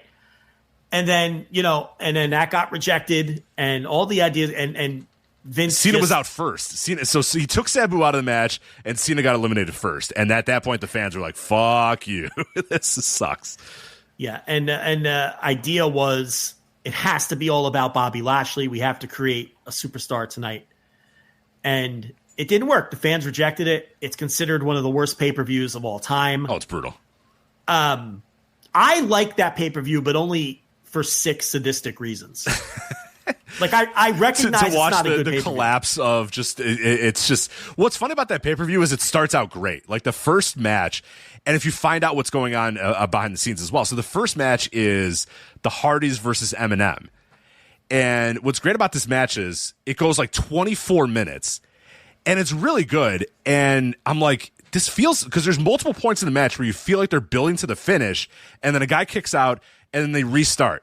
And then they're building to a finish, and a guy kicks out, and they restart. And you're like, what the fuck is going on? This match is really weird. You find out in the dirt sheets and in the newsletters and all that sort of stuff that they're trying to figure out the rest of the show at this time. That Heyman's freaking out. He doesn't know what the fuck to do. He's arguing with Vince. Him and Vince are at each other's throats. Him and Stephanie are not getting along. So they're basically telling these guys in the ring, keep going. You got to go longer. It's like, fuck, we don't know what to do. Like, we're out of moves. So the Hardys basically tell Eminem, we got it, guys. The pros in there are like, you know what, guys, just because you could tell they're building to a finish like 15 minutes in, and then something happens where they get a word. They're like, no, you guys got to stay in there longer for like 8 or 9 more minutes because we are not ready for the next match or whatever. We're not ready for any more. The rest of the show, we have no fucking idea what the rest of the show is going to be. So stay in there. And the story is that the Hardys kind of said, all right, guys, just here, listen to us. We'll get you through this. Let's go. We can put 8 more minutes in this match. But you could tell Eminem are like, what the fuck is going on here? This is insane. What are we going to do? And then the following 5 matches are just garbage. It's Balls Mahoney and Matt Stryker. That sucks. Elijah Burke and Sylvester Terkay versus the FBI. That sucks. Daivari versus Tommy Dreamer. That stinks. Kevin Thorne and Ariel versus Mike Knox and Kelly Kelly is one of the worst matches you'll ever see. And then the main event, which is an absolute fucking unmitigated disaster. So, yeah, that show is it's fun to watch, but yeah, you can tell, like you said, from it's cathartic in one way because you know that this thing that you loved is now just WWE can't ruin it anymore. It's over. It's dead. It's gone. Yeah. You know what I mean? It's they can't hurt you anymore, Joe. After that night, they can't hurt you anymore. It's over. Yeah, and the fallout from it is Heyman knows the show is terrible. By the way, it still runs about 40 minutes short on the satellite time. Right. Despite the fact that, so Heyman knows the show is a bomb. The Bobby Lashley win doesn't get over, just like he predicted with the way Vince laid it out. But Vince, for some reason, is ecstatic about the show. The only guy on earth that doesn't get Vader, doesn't get Sabu, and genuinely liked December to December with the famous quote that you're going to say right here. Yeah. So he thinks the show is great, and Heyman keeps telling him, Vince, the show was terrible. We can't recover from this. We did nothing to really build anyone because Bobby didn't get over. We didn't put over Punk. We pulled Sabu from the show. People came to see ECW. They came to see Sabu. The undercard was terrible, and they fought over the fact that whether the show was. So they're on the plane. They're on Vince's plane, headed back to Connecticut, and Vince is looking at the first batch of fan response on like the Observer site or the internet or whatever the fuck. You know, the Observer used to print letters after the pay-per-views, emails of pay-per-view responses and things like that. So he's looking at the first batch of feedback from the show, and of course the show is getting destroyed. Everybody hated the show, yeah. They're calling it the worst show in history, the worst pay-per-view the company's ever done. And Heyman was just like, I told you so. I told you the show was terrible. And then Vince utters the famous line. He pulls off his glasses and he looks Heyman right in the eye and he says, it was an excellent show with an excellent finish. Get with the program or get out. And that was it. Heyman quit/fired. I think he told off Stephanie. Yes. I he went to what the TV. line He went to was. Raw the next night and told Stephanie, you don't know shit. You're fucking. Yeah. They were still arguing about it. And he called her a cunt or something and told her she didn't know what she was talking about. Yeah. And told her to get out of his face. Because at that point, Heyman knew he was done and he was just letting it fly. And he's like, I'm not listening to this fucking person. I'll argue with Vince, but I'm not arguing with her. You don't know anything. Right. I have no use for you. So get out of my face. And that was it. They let him cut that tear-filled promo on TV where he was quitting in kayfabe, but it was really he was quitting on TV. You know, he was in tears, and that was it. December to December was the end of Heyman, at least for. And then he came back years later with Lesnar. What, in 2012, I guess, was when he came back. Yeah, 2012. Yeah. For when he came back to Raw with Lesnar. But and that was the end, and then ECW just became what it became, which was like the developmental brand, really, where they would send some of the veterans, Chris Benoit, whatever happened there, and then later on, like Christian and people like that, they'd send there. But then it would be developmental, like Sheamus started there, Kofi Kingston started on ECW, and by that time, Sabu was long gone too, because he got a little problem with the little traffic stop with him in one RVD that set things off on a very bad path. Well, that got them depushed. Yeah. But then later he was so disenfranchised with the way they were using him. He was depressed about having to cut promos. He saw that he wasn't going to move up the card. I mean, he came in working with Rey Mysterio and John Cena. Okay. And then by the end of it, he's working with like Kevin Thorne on the road. He could see the writing on the wall. And he wasn't happy with the way he was being used or presented. He wasn't happy with the way that the agents talked to him. He's Sabu. He's fucking Sabu. I mean, you know, so it probably was not going to work. I mean, you can only imagine in the buttoned up, you know, a writer wearing a suit walking up to Sabu saying, "Here's your promo for tonight, Mr. Brunk," and it's just like, come on, this is not going to work, you know. Yeah, and he had problems like when Test wouldn't sell for CM Punk, right? And so Punk and Sabu confronted Test and were like, why aren't you selling? And Test was like, well, because I'm 6'8" and I'm the future of the company and you're just a fucking little indie guy, you know? And it was like, he had to deal with shit like that. He said Test was an office stooge. He said that like Sabu would be doing drugs in the back. Of course. And Test would like stooge him off and he would tell the agents that he was on pills. And then the agents would confront them, and he'd be like, "Well, Test is on pills too." That's pretty ironic. I was gonna say pretty ironic coming from you, brother. Like what? Yeah, like what the fuck, dude? Like we should be sticking together here. Why are you fucking ratting me out? I bought them from you. Like what are we doing? You know, what are we doing? You know, so he didn't get along with a lot of the and the WWE. I can imagine that Test and Sabu didn't see eye to eye on a lot of things. Their philosophical approaches to wrestling. Yeah. Well, guys like Test and Bob Holly came to the ECW brand and had no respect for any of those guys. Right. That was the other thing too, you know. Garbage wrestling, you know, bingo hall, all that other bullshit. That bullshit. Yes. So that was a problem. And then, to be honest, I think Sabu lasted a lot longer than I would have predicted. I mean, he went almost year and a half, 2 years about that, yeah, under WWE contract, and really about a year and a half, I think, ultimately, like 18 months, 19 months, or something somewhere like that. around there, And then after that, it's just bouncing around the indies and popping into TNA now and then. And that's really the end for him as a lot of like DGUSA. player. Like Gabe always tried. Gabe always gave Sabu chances in those early. Yeah, there were a lot of DGUSA shows and stuff. But he was still. Gabe ran the Sabu fan club in 1993. I never knew that. That's incredible. Those were still a thing. I mean, fan clubs for wrestlers were huge in the 70s, through the 60s, through the 80s. Because that's how you kept up with your favorite wrestlers when they were bouncing around different territories, right? So you'd have fans who would start fan clubs. You'd have your original stands, Rich, who would start like the Bruno Sammartino fan club or the fucking whoever. And you'd get like a newsletter every month keeping you up to date with whatever your favorite wrestler was up to, right? And that went into the 90s. And Gabe Sapolsky was running the Sabu fan club in the early 90s. I've told you this before. I have I think I still have it at my parents' house. I hope I do. For some reason, I don't know if I was a part of this fan club or I just have the pencil from it. I have a Dick Trickle fan club pencil. Your favorite NASCAR driver of all time, Dick Trickle. Well, there you go. But I have a pencil that says Dick Trickle fan club. And I'm like, I guess I was a part of it. Or my dad was or somebody was, but I have a Dick Trickle fan club pencil. Can't get rid of that piece of nostalgia. God, no. But, so Gabe was running the Sabu fan club in the early 90s while he was running the ECW Newswire. And if anybody has copies of that, I'd love to see them. The old ECW Newswires. But so he always had an affinity for Sabu, and that's probably why he also gave him a million chances in the early days of Dragon Gate USA. And I guess we have to address the WrestleMania weekend stuff. Sure. I mean, we can't avoid it. We still don't have a cause of death, and we don't know how or why Sabu passed away at the age of 60. So we leave that alone for obvious reasons. But the final match. It's too young, regardless of whatever it was. That's of course 61 is too young. Yeah. Yeah. I don't even think he turned 61. 60 or 61. Yeah. His date of birth is under. Oh, is that up in the air? I think, yeah, I saw a bunch of reports that it's either 1963 or 1964. Because, of course, with Sabu, you wouldn't have a clear idea when the guy was fucking born, right? Like, he would know. You know what I mean? Sabu's the type of guy you would ask him and he would know. He'd kayfabe it. Right, or he'd kayfabe it because he's just fucking Sabu. So he's either 60 or 61, but we don't know.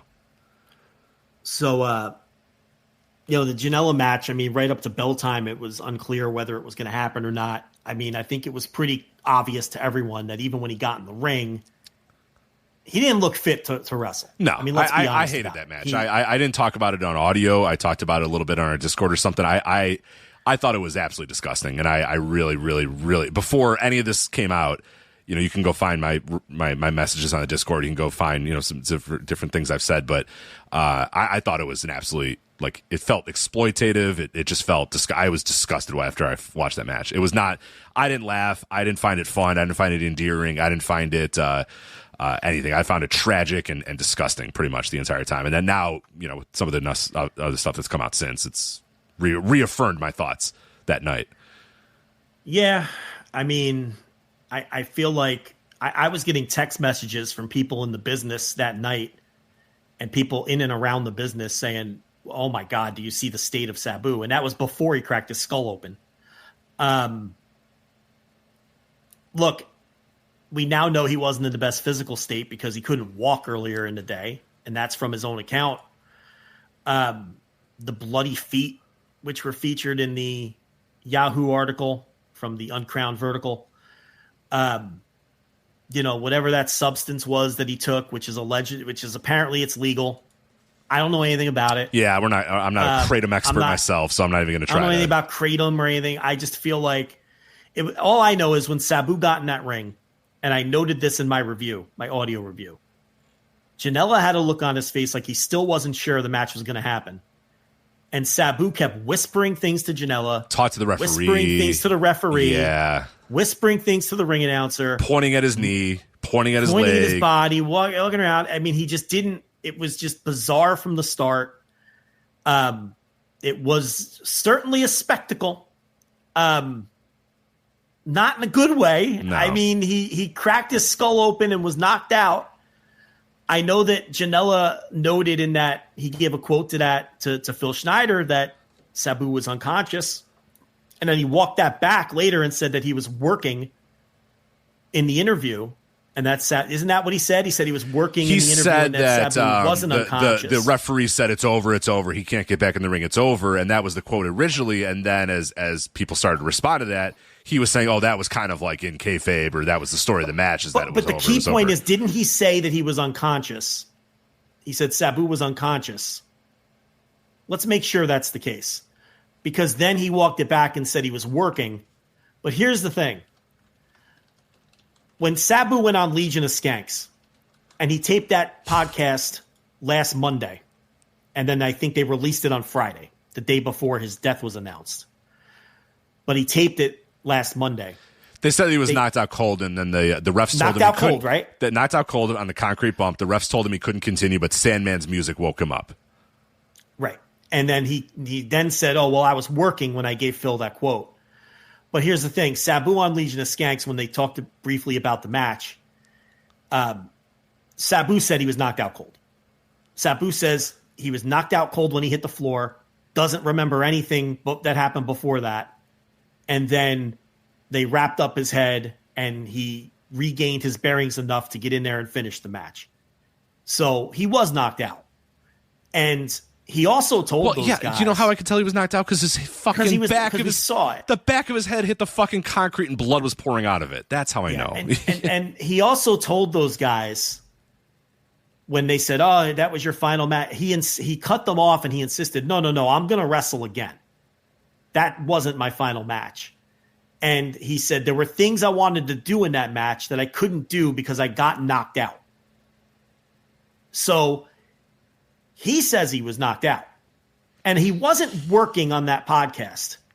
He wasn't working because Big J. Okerson and Louis J. Gomez, who are 2 of the 3 hosts on the show, are wrestling fans. They both attended ECW shows back in the day. They follow wrestling. They understand wrestling. They've had New Jack on their show. Maybe they should stop having people on their show because they pass away like right after they do their show. That's crazy. And the third host, Dave Smith, while he's not a hardcore wrestling fan like they are, he understands wrestling because they always have wrestling guests and everything. They were not speaking to him in kayfabe. And he admitted that he was knocked out. So here's the thing about the Yahoo article. I have nothing against Phil Schneider at all. I just feel like why did that article, why was that published? There was no reason to publish that article without knowing the cause of death. And I'm not saying the match killed him. Let me be very clear. I am not saying the match killed him. But why put that article out with the contents of that article? Okay? With what we know now that the man then passed away, before we know the cause of death, before we know anything about how or why he died, what's the rush? Why not wait a couple weeks to put it out? The match was weeks ago anyway. Yeah, well, I think the problem is why not wait a couple months to put it out? Yeah. When we know more, and then when we know more, you can properly edit that thing, take some things out that are in bad taste, add some things, add some context. That was such a poor idea to publish that article, and then for obvious reasons, it causes a stir. Yeah. And then you're mad at the fans for being upset? Right. That's not the good reaction to that. No, not at all. That article should not have been published. Okay? It shouldn't have been published. And I'm not a big fan of Uncrowned. Today's not the day, but that vertical stinks. Okay? I don't like it. I like Phil. I have no problem with Phil. Okay? Again, I'm not attacking Phil. In fact, The Ringer put out two pieces a couple days later that were beautiful pieces. And one of them was by Phil. He put out a bunch of Sabu match recs and wrote about a bunch of Sabu's most memorable matches. And then somebody else from The Ringer, who unfortunately their name is escaping me, I thought they wrote up a beautiful piece on Sabu. So those 2 pieces were a great job, and one of them was by Phil. But I don't know who the editor is for Uncrowned or Yahoo or whoever. What is the rush to put something out like that you know is going to cause a stir and may end up looking bad? Here's the thing, though. I think for a lot of people, Sabu, and this is maybe a good way to kind of get us to the end of this bio and obit and this whole fucking show, because we've gone 3 hours now talking about Sabu. We'll get to the other stuff here in a little bit, but I think a lot of people took Sabu, the human being, for granted because of Sabu, the performer. And I think that article and that match and a lot of Sabu the last 10 years of his life or whatever was very much people taking advantage of the idea of Sabu and the human Sabu and thinking, here's this undestructible machine that is sort of a parody and kind of a meme and kind of whatever, and not thinking of the human being that's behind that guy at all, and thinking, I think whatever. You're right. I think you make good points. And that's what that article was. That article was supposed to be, look at Sabu having yet another. His last match was one of the great matches of his life because he's all hopped up on drugs and he's bleeding all over the place and everyone's entertained and laughing and And it's like, there is a human being behind that. And that human being has just died. And that's the problem, is too few people equated that this guy is not just the performer Sabu, but a real human being, Terry Brunk, and is a real person and a real human that has real emotions and has real thoughts and has real feelings and has all these sort of things, but he's a plaything. You know what I mean? He was a mascot and a meme and a plaything for a lot of people for a lot of years. And that's what that article is released for, because they thought absolutely that it was just, this is the perfect representation of Sabu. Here's this guy who was not going to show up. Oh, no, wait, don't worry. He's hopped up on drugs. Now he's showing up. Oh, God, he's falling all over his place. He's falling all over he hit the concrete floor and now his head's bloody. But he's going to make it through the match because that's Sabu. And that's what he does. And that's why it got posted, because nobody thought for a second, wait, this human being just died. They thought, oh, great, another chapter in the legacy of Sabu. And I don't think that was a chapter in the legacy of Sabu. I think that was a sad representation and a sad parody of what Sabu was. Yeah, I think that I understand what Phil was going for, right? Like, Sabu went out the way that we all know of Sabu, but the thing is, the romanticism of Sabu going out in a match, in a barbed wire match, where he's bloody. But that match was so gross. It was gross and sad, and that it doesn't. There was nothing great. There was nothing endearing about that match. Anybody who watched that match, there's no way you can think that's an endearing way to end Sabu's career. And if you I don't know. I don't know what nobody I heard back from that night thought so. So I understand what Phil was going for. I just think it missed the mark. And I think an article that lays out what terrible physical condition the man was in a couple hours before the match, and the fact that he had to take some substances to prepare to get himself ready to do a match. And with what we saw, it looked like it was a man who didn't. Now, look, like Janela said, Sabu's a grown man with his own agency, and he allegedly wanted to do the match. And that's fine. But we all saw someone who was really in no condition to perform. If you're being honest with yourself, no, that man was in no condition to perform.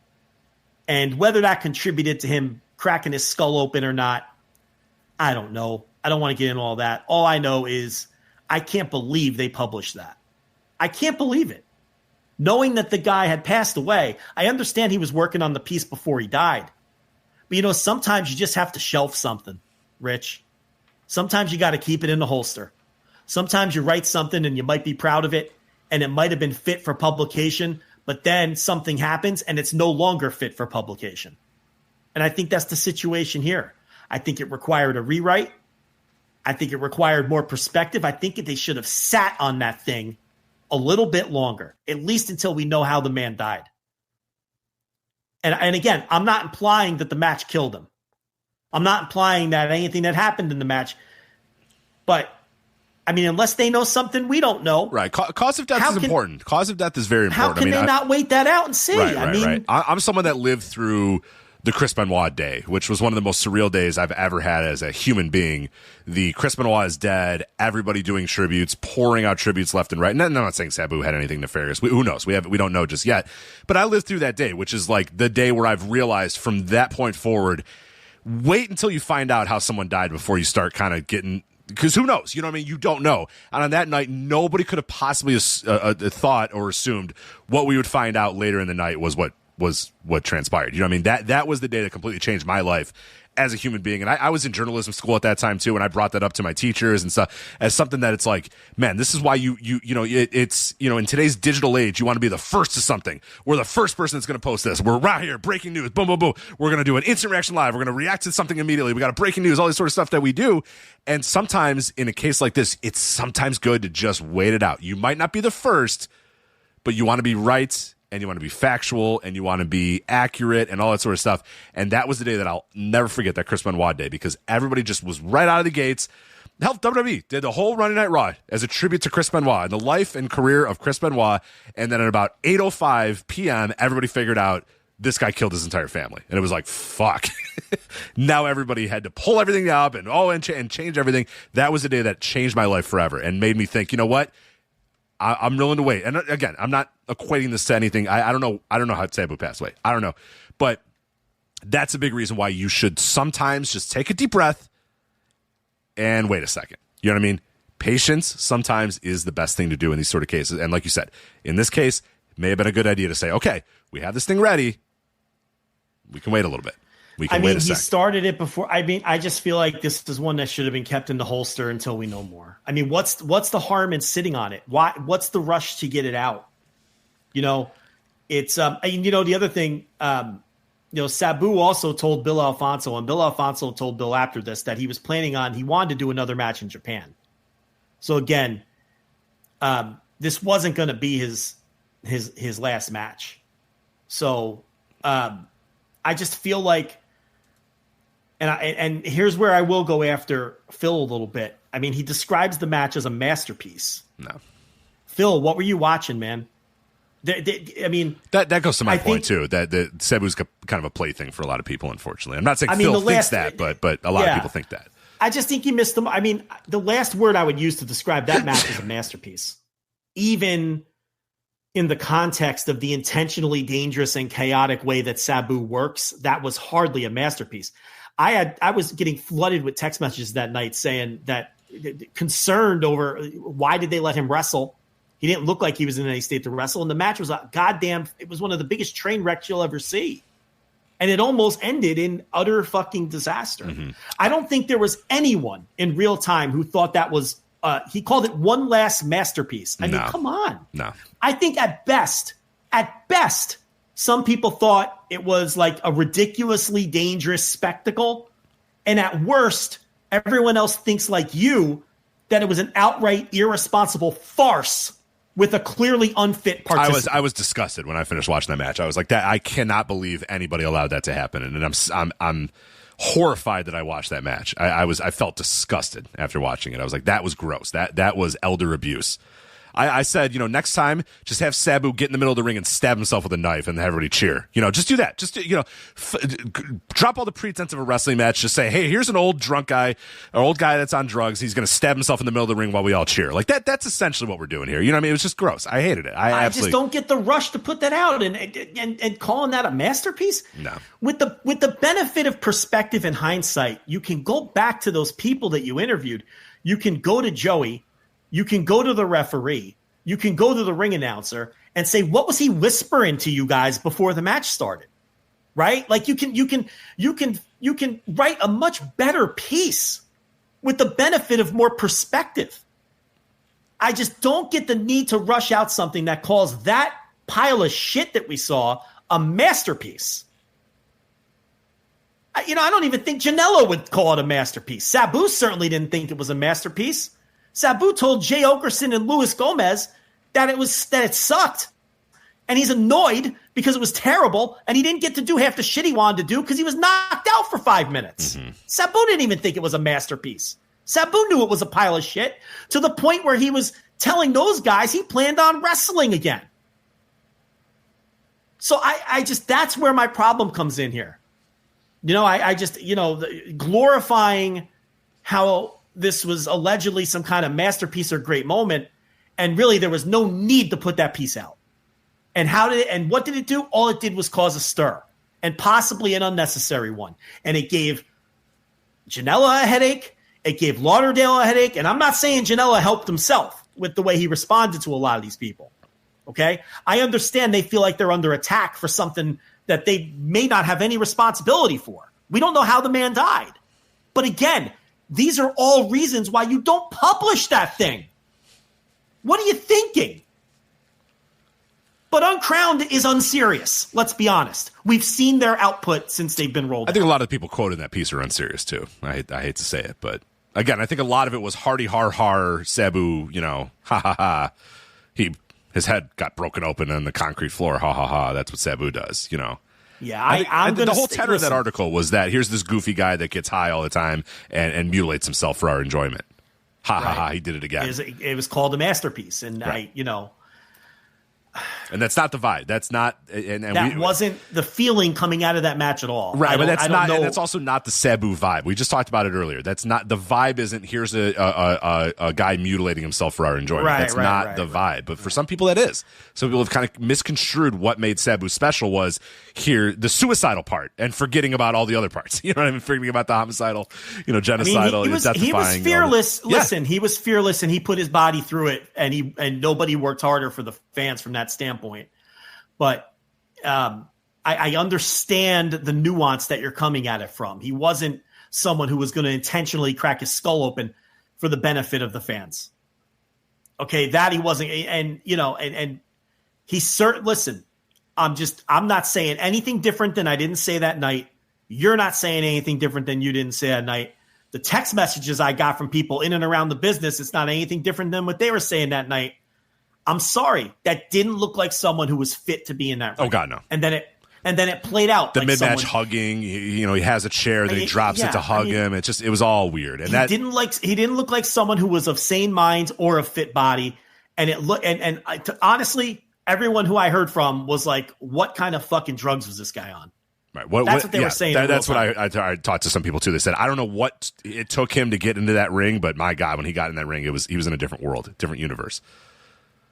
So, and again, I think I'm not trying to come down on Phil. I just think he missed the mark tonally with what he put out there. Yeah, everybody did. And I just think that there was no reason to rush it. You could have sat on that piece for months. Rich, the match was weeks ago. It's not like the article came out the day after the match and you're trying to capitalize on the buzz from the match. You waited 3-4. How long ago was WrestleMania? You waited a month anyway. Almost a month, yeah. So what's the man died. Sit on it a few more weeks. Tighten it up. Cut the stuff that's going to look bad. Get rid of some of those quotes. I think you're coming from the perspective that people involved thought it was going to look bad. And I'm coming from the perspective that I think a lot of people involved didn't think that, and they thought it was a masterpiece. Of course, I don't think they thought it was going to look bad. They wouldn't have put it out if they thought it was going to look bad. I'm just saying they missed the mark. They totally misjudged how that was going to be taken. People are still shook that the man passed away, and people still don't know how he passed away. And now you're telling us that you're reinforcing that he wasn't fit to be in there. All that article did was reinforce that he wasn't fit to be in there. And again, I'm not. It's tricky because you're going a little harder in the paint than I am. I don't want to blame Brett Lauderdale or Joey Janela. I'm not blaming him for the death or anything like that. I just think a lot of people pretended or had this idea that Sabu was. I just don't think they took the human being as serious as they should have. And I think they thought it was kind of funny, that Sabu was kind of a meme to a lot of people for a lot of times. But then that perspective sort of changes when he passes away. You know what I mean? Yeah, I don't know. I don't know who greenlit putting that out. Just sit on it. There's no harm in holding on to that and cleaning it up a little and waiting. So I didn't. I don't know. I hesitate to say more. I don't want to come off preachy or we just spent 3 hours glorifying this guy destroying his own body. Right? So are we hypocrites too? To a different extent, though, I think. To a different extent. I think glorifying we're celebrating what he did to achieve as much as he did, and some of that was destroying his own body. But I think at that point in 2025, it becomes a little different. You know what I mean? It becomes different when, like you said, a man who is not of, and we could all see it in the ring there, not of sound mind or sound body. That's a different animal. Sure didn't seem that way to me. I think in 1994, when we're watching him, he knows what he's doing. You know what I mean? He's self-aware, sound mind and sound body of what he's doing in there. It's a little different in 2025. So, I mean, I think I even noted in my review that it seemed like no one was quite sure if the match was going to happen, even when he was in the ring. Yeah, you could tell Joey had that vibe about him, like, especially when Sabu started talking to the referee and stuff. Like, you could see that fear on Janela's, like, oh God, what now? What is he's not going to do the match or whatever. I thought the same. You know, there was that one spot where they do the attempted tie-ups or whatever, and they get out of the way, and then Sabu grabs at his leg or whatever, like he pulled a hamstring or pulled his knee out or whatever. And I thought right then and there, he was just going to say, you know what, I'm packing it in, it's over. I'm done. You know, it was just, it sucks that that's how we have to end. I mean, that's how his career and unfortunately his life, you know, shortly thereafter ends. And it's just, it's, I don't know. It's a sad chapter to end with Sabu, and that, you know, I don't know. It's, I don't want to say anymore. It's fair. I don't want to say anymore. I mean, on one hand, I feel really bad for Janela. You know, it can't be easy when you got people essentially blaming you for the guy dying. Right, and that's not right. For the record, neither you and I are doing that. That is not right and not true. And I can understand why he would be very aggressive in responding to even to people alluding toward, you know what I mean? I could see being very defensive about that, especially since, you know, he loved the guy and he very clearly idolized him and was friends with him and wanted to do what was best for him and wanted him to get him the big payoff. I mean, Janela was working on it. Just his arm was torn. I mean, whatever, he's got this torn bicep or tricep or whatever, and he's out there working because he wanted to make sure that he had one last Sabu match. You know what I mean? Yeah, I just I think the article put everybody in an impossible position and should have never been released. And you can debate whether you agree that is with an article you send to every person that got quoted and say, do you want to change what you said in this article before we release it? Type of thing. Yeah, I mean, who's the editor at Yahoo? Yeah, the circumstances of this article have changed because this man has passed away. Yeah. Are you still comfortable with all the quotes that you said here? And I would venture to guess that Janela and anybody else involved would say, okay, no, I want to change my, I'm going to change some of my quotes in this thing. Maybe not, but I just feel like, you know, you're putting yourself as the author and your website as the editor and everyone quoted in the article in an impossible position by putting that article out. So why even do that? You know, I just keep coming back to that. And then you can debate whether you think Janela and Lauderdale handled it properly all night long. You can debate that all night long. Okay? Maybe they didn't handle it properly. Either that night or the responses to the article is what I'm talking about. But you can debate that. But I just feel like it all could have been nipped in the bud if some adult in the room would have said, we can't publish this. Let's hold off. And again, the two Ringer pieces were tremendous. It's not about just not publishing anything. But now was not the time for that kind of article with that much questionable content that was going to make people go, oh shit, should he have even been in the ring? Yeah. That now was the time for just tributes and lookbacks and, you know, what the Ringer put out. One of which Phil wrote. I just don't think Phil used great judgment. And calling it one last masterpiece, I guess we're just going to have to agree to disagree on that one. What a horrible line. I can't imagine. Again, to me, at worst, it was an outright irresponsible farce with a clearly unfit participant. If you hold that opinion, I can't kill you. I can't, and that's the opinion you hold. I can't argue with you. Yeah. I can't argue with you. I don't know if I feel that strongly about it. I just thought it was a ridiculously dangerous, train wreck. But if you want to take it a step further, I can't. I'm not going to debate you. You're well within your right. So labeling it a masterpiece is to me is comical. I mean, stop, and my God, just wait. Can we just wait till we know how the guy died? I don't know. I feel like now I'm repeating myself, but and I hate to end this way. We've gone over 3 hours already. I didn't think we would. I don't mind. I mean, I feel like he deserves. If not him, if anybody was going to deserve 3 hours. I honestly didn't think we'd go this long on Sabu, but it goes a lot of different directions. You end up talking about the history of ECW. You end up talking about all the promotions he worked for, and it speaks to him though. I mean, you can't tell the story of ECW without telling the Sabu story. No, you can't. People love to do those Mount Rushmore gimmicks, and I remember people doing them for ECW and leaving Sabu off. And it's like, are you insane? I've seen people do it and leave Terry Funk off, and I'm like, are you insane? Terry Funk and Sabu are locked in. You could debate the other two all night long. I don't give a shit. You want to stick Taz, Van Dam, Dreamer, Sandman, whatever. You cannot debate Terry Funk.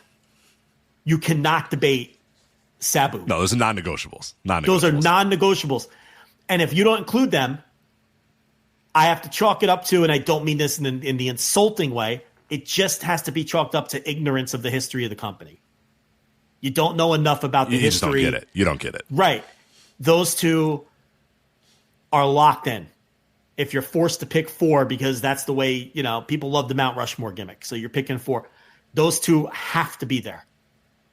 You could the other two, Taz, Sandman, Dreamer, RVD, RVD, fucking Raven, whatever.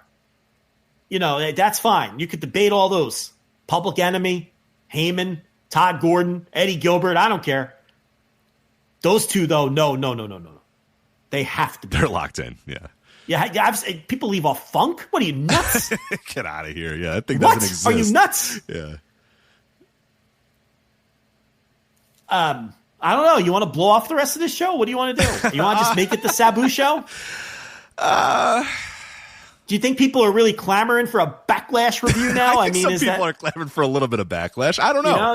You want to do that on a plus? I mean, what do you want to do? I don't know. What do you want to? Yeah. Where's your head at this point? I would say let's just make this the motherfucking Sabu show. All right, it's fucking Sabu. It's the Sabu show. He earned it. That's what I say. He fucking earned it. There you go. Fucking Sabu, man. It's fucking Sabu. Do you want to? Are you done tonight, or do you want to do an overrun? I'm all night Lanza, but all right. So how about we declare this flagship over? That's the flagships. You know what? The Sabu flagship. It's over. He got the full. People said they wanted the full 3. I doubted today that we could. I doubted in the Discord. Someone told me that, and I was like, no, it's like 2 hours. I'm like, tops. His career's not sprawling enough. It's not long enough. It's no disrespect to him, but it's just, is there 3 hours of but we hit it easy. We went way over. Yeah, we're at 3:16. And okay, so I think what we should do is declare this flagship over and do an overrun. It doesn't have to be a long overrun, but an overrun with Backlash, Champion Carnival, That's fine. Ozawa, Kiyomiya. We'll skip Best of the Super Juniors. Plenty of time for the Best of the Super Juniors. Well, confession, I haven't watched any of it. I watched a little bit. That's perfect. I have only watched a little bit, so Best of Super Juniors hit the fucking bricks, New Japan. All right, so we'll talk Backlash. We'll talk Champion Carnival. We'll talk Ozawa and Kiyomiya on an overrun. So, okay, how this works. If you are listening live, stick with us. Don't go anywhere. Stay here. If you are listening live on the $10 tier, flagshippatreon.com, stick with us.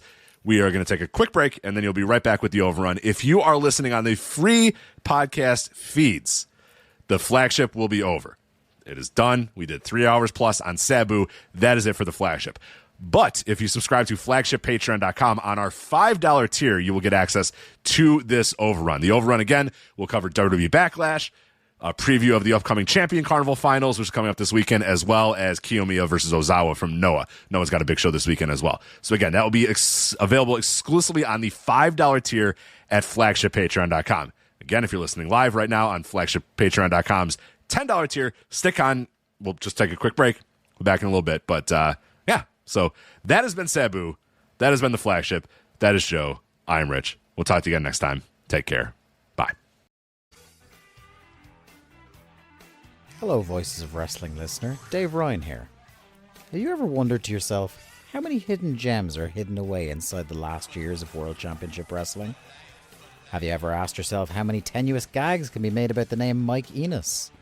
And have you ever thought about what it sounds like for two Irishmen to interpret a very chaotic company through its B-show? The answers to all this and more are just a click away. Check out Days of Thunder every second Thursday on the Voices of Wrestling podcast network.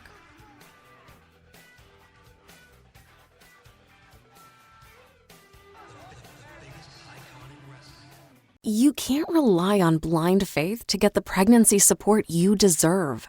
Ritual's Essential Prenatal Multivitamin is the only leading prenatal backed by its own human clinical trial. Essential Prenatal is proven to deliver key nutrients, including folate, biotin, and vitamin D during pregnancy. Get 25% off when you visit ritual.com/clinical. These statements have not been evaluated by the Food and Drug Administration. This product is not intended to diagnose, treat, cure, or prevent any disease.